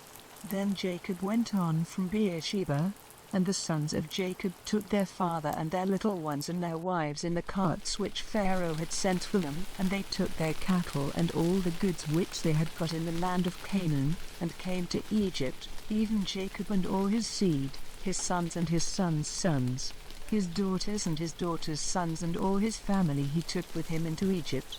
And these are the names of the children of Israel who came into Egypt, even Jacob and all his sons: Reuben, Jacob's oldest son, and the sons of Reuben, Hanok and Palu and Hezron and Carmi, and the sons of Simeon, Jemuel and Jamin and Ohad and Jachin and Zohar and Shaul, the son of a woman of Canaan, and the sons of Levi, Gershon, Kohath, and Merari, and the sons of Judah, and Onan and Shelah and Perez and Zerah. But and Onan had come to their death in the land of Canaan, and the sons of Perez were Hezron and Hamel, and the sons of Issachar, Tola and Pu and Job and Shimron, and the sons of Zebulun, Sidon, Elon and Jaleel. All these, together with his daughter Dinah, were the children of Leah, whom Jacob had by her in Paddan Aram. They were 33 in number. And the sons of Gad, Ziphion and Hagi, Shuni and Esbians, Eri and Arodi and Areli, and the sons of Asher, Jimnah and Ishva and Ishgi and Be'ayur, and Sarah, their sister, and the sons of Be'ayur, Heber and Malchiel. These are the children of Zilpah, whom Laban gave to his daughter Leah, and Jacob had these 16 children by her. The sons of Jacob's wife Rachel, Joseph and Benjamin. And Joseph had Manasseh and Ephraim in the land of Egypt, by Asenath, the daughter of Potiphera, priest of On. And the sons of Benjamin were Bela and Becher and Ashbel, Gera and Naaman, and Rosh, Muppim and Huppim and Ard. All these were the children of Rachel whom Jacob had by her, 14 persons. And the son of Dan was Hushim, and the sons of Naphtali, Jezeel and Guni and Jezer and Shillim. These were the children of Bilhah, whom Laban gave to his daughter Rachel, 7 persons. All the persons who came with Jacob into Egypt, the offspring of his body, were 66, without taking into account the wives of Jacob's sons. And the sons of Joseph whom he had in Egypt were 70 persons of the family of Jacob came into Egypt. Now he had sent Judah before him to Goshen, to get word from Joseph, and so they came to the land of Goshen. And Joseph got his carriage ready and went to Goshen for the meeting with his father, and when he came before him, he put his arms round his neck, weeping. And Israel said to Joseph, "Now that I have seen you living again, I am ready for death." And Joseph said to his brothers and to his father's people, "I will go and give the news to Pharaoh, and say to him, my brothers and my father's people, from the land of Canaan, have come to me, and these men are keepers of sheep and owners of cattle, and have with them their flocks and their herds and all they have. Now when Pharaoh sends for you and says, 'What is your business?' And what? Chapter 47. Then Joseph went to Pharaoh, and said, My father and my brothers with their flocks and their herds and all they have, are come from Canaan, and are now in the land of Goshen. And he took 5 of his brothers to Pharaoh. And Pharaoh said to them, What is your business? And they said, Your servants are keepers of sheep, as our fathers were before us. And they said to Pharaoh, We have come to make a living in this land, because we have no grass for our flocks in the land of Canaan, so now let your servants make a place for themselves in the land of Goshen. And Pharaoh said to Joseph, Let them have the land of Goshen, and if there are any able men among them, put them over my cattle. And Jacob and his sons came to Joseph in Egypt.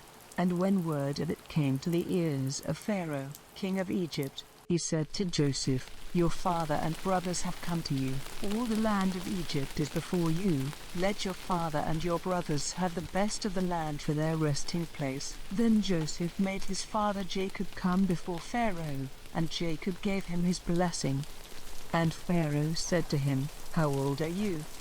And Jacob said, The years of my wanderings have been 130, small in number and full of sorrow have been the years of my life, and less than the years of the wanderings of my fathers. And Jacob gave Pharaoh his blessing, and went out from before him.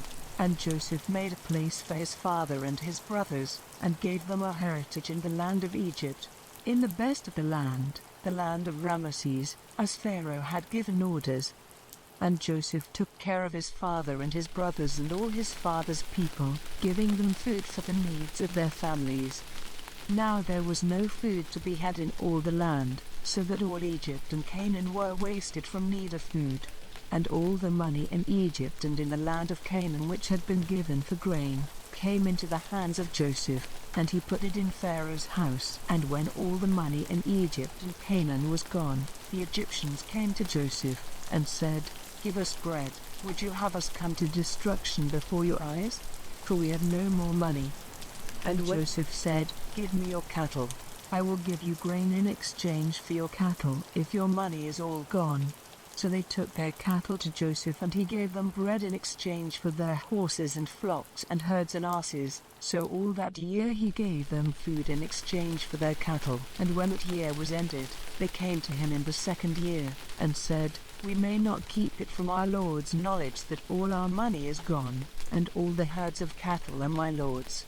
There is nothing more to give my lord but our bodies and our land. Are we to come to destruction before your eyes, we and our land?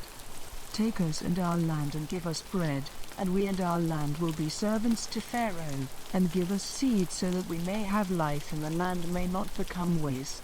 So Joseph got all the land in Egypt for Pharaoh, for every Egyptian gave up his land in exchange for food, because of their great need. So all the land became Pharaoh's. And as for the people, he made servants of them, town by town, from one end of Egypt to the other.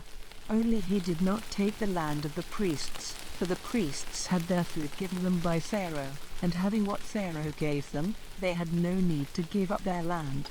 Then Joseph said to the people, "I have made you and your land this day the property of Pharaoh. Here is seed for you to put in your fields.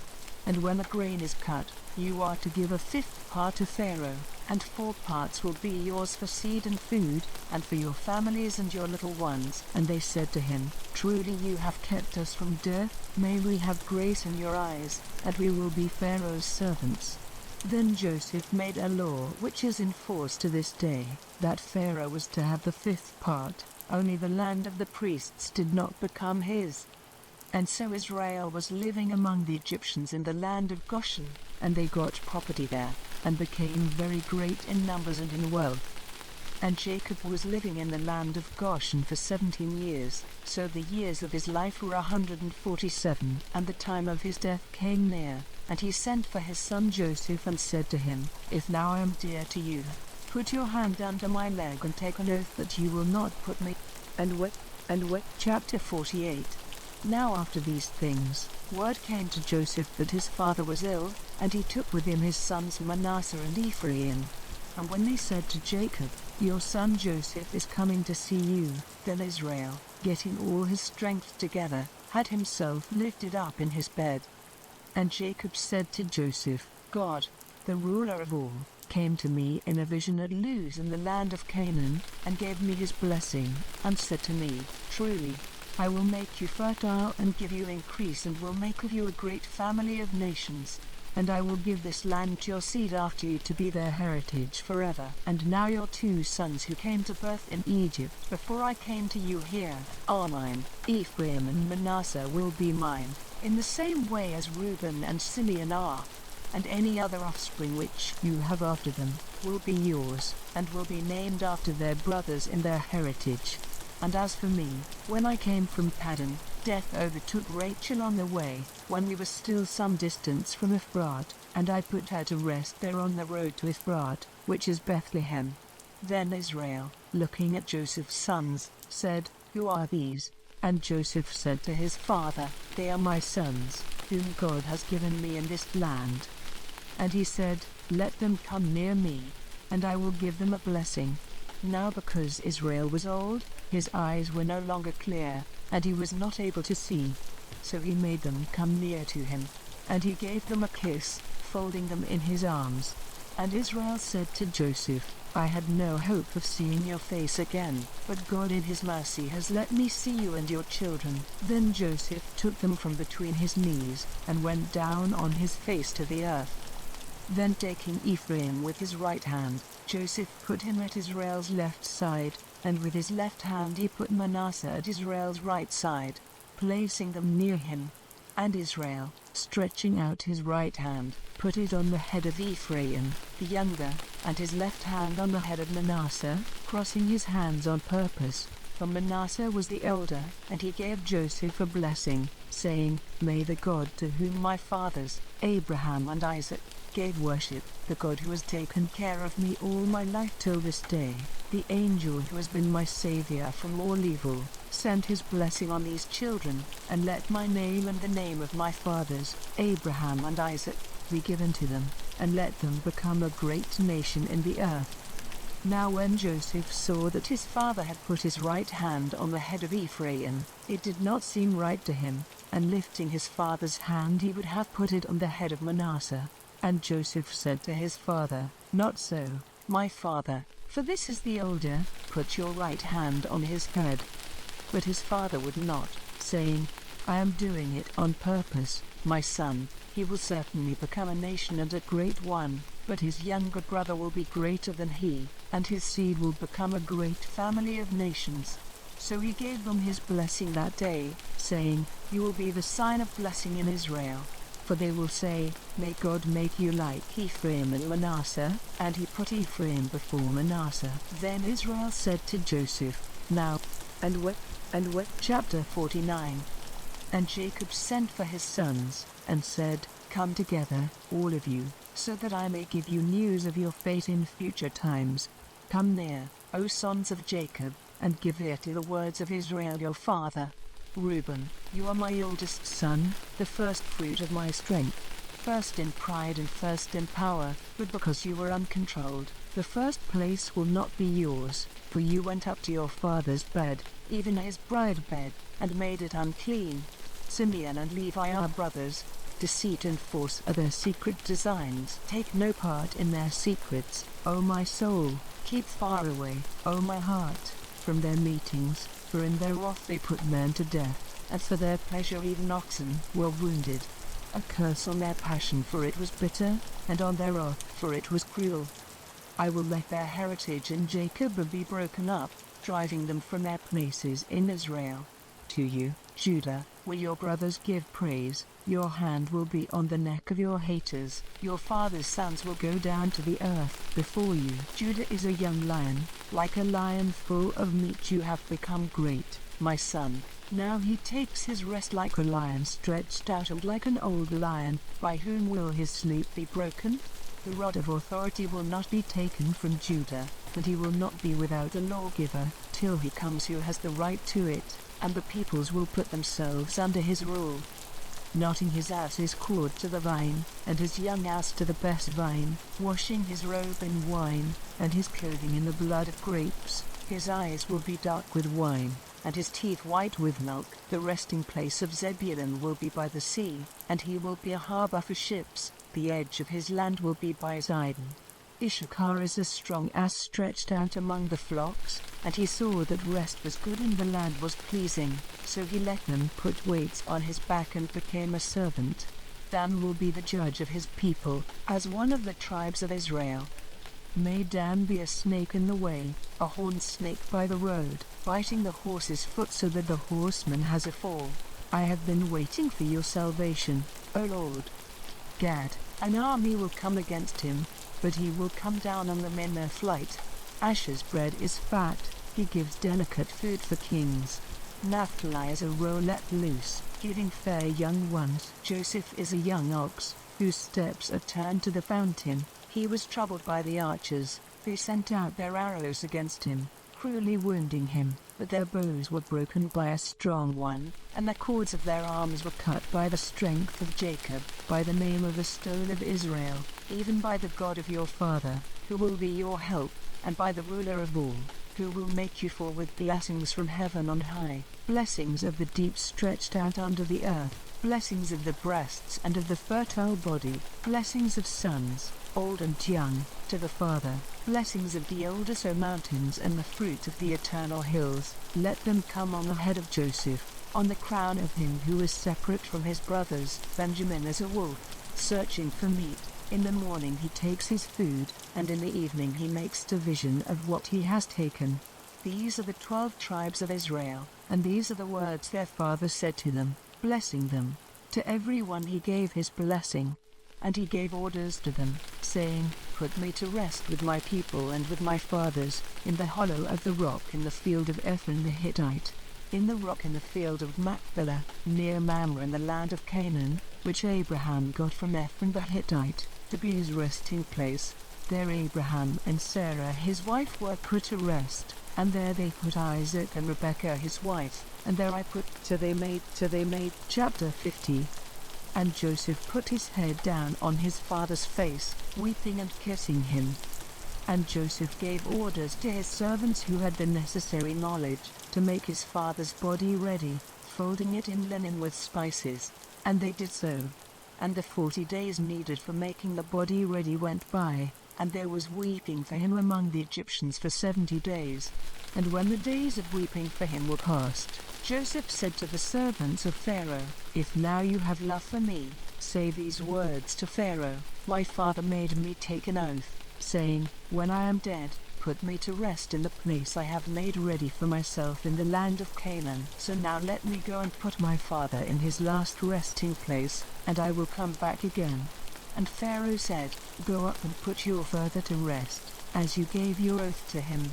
So Joseph went up to put his father in his last resting place, and with him went all the servants of Pharaoh, and the chief men of his house, and all the chiefs of the land of Egypt, and all the family of Joseph, and his brothers and his father's people. Only their little ones and their flocks and herds they did not take with them from the land of Goshen.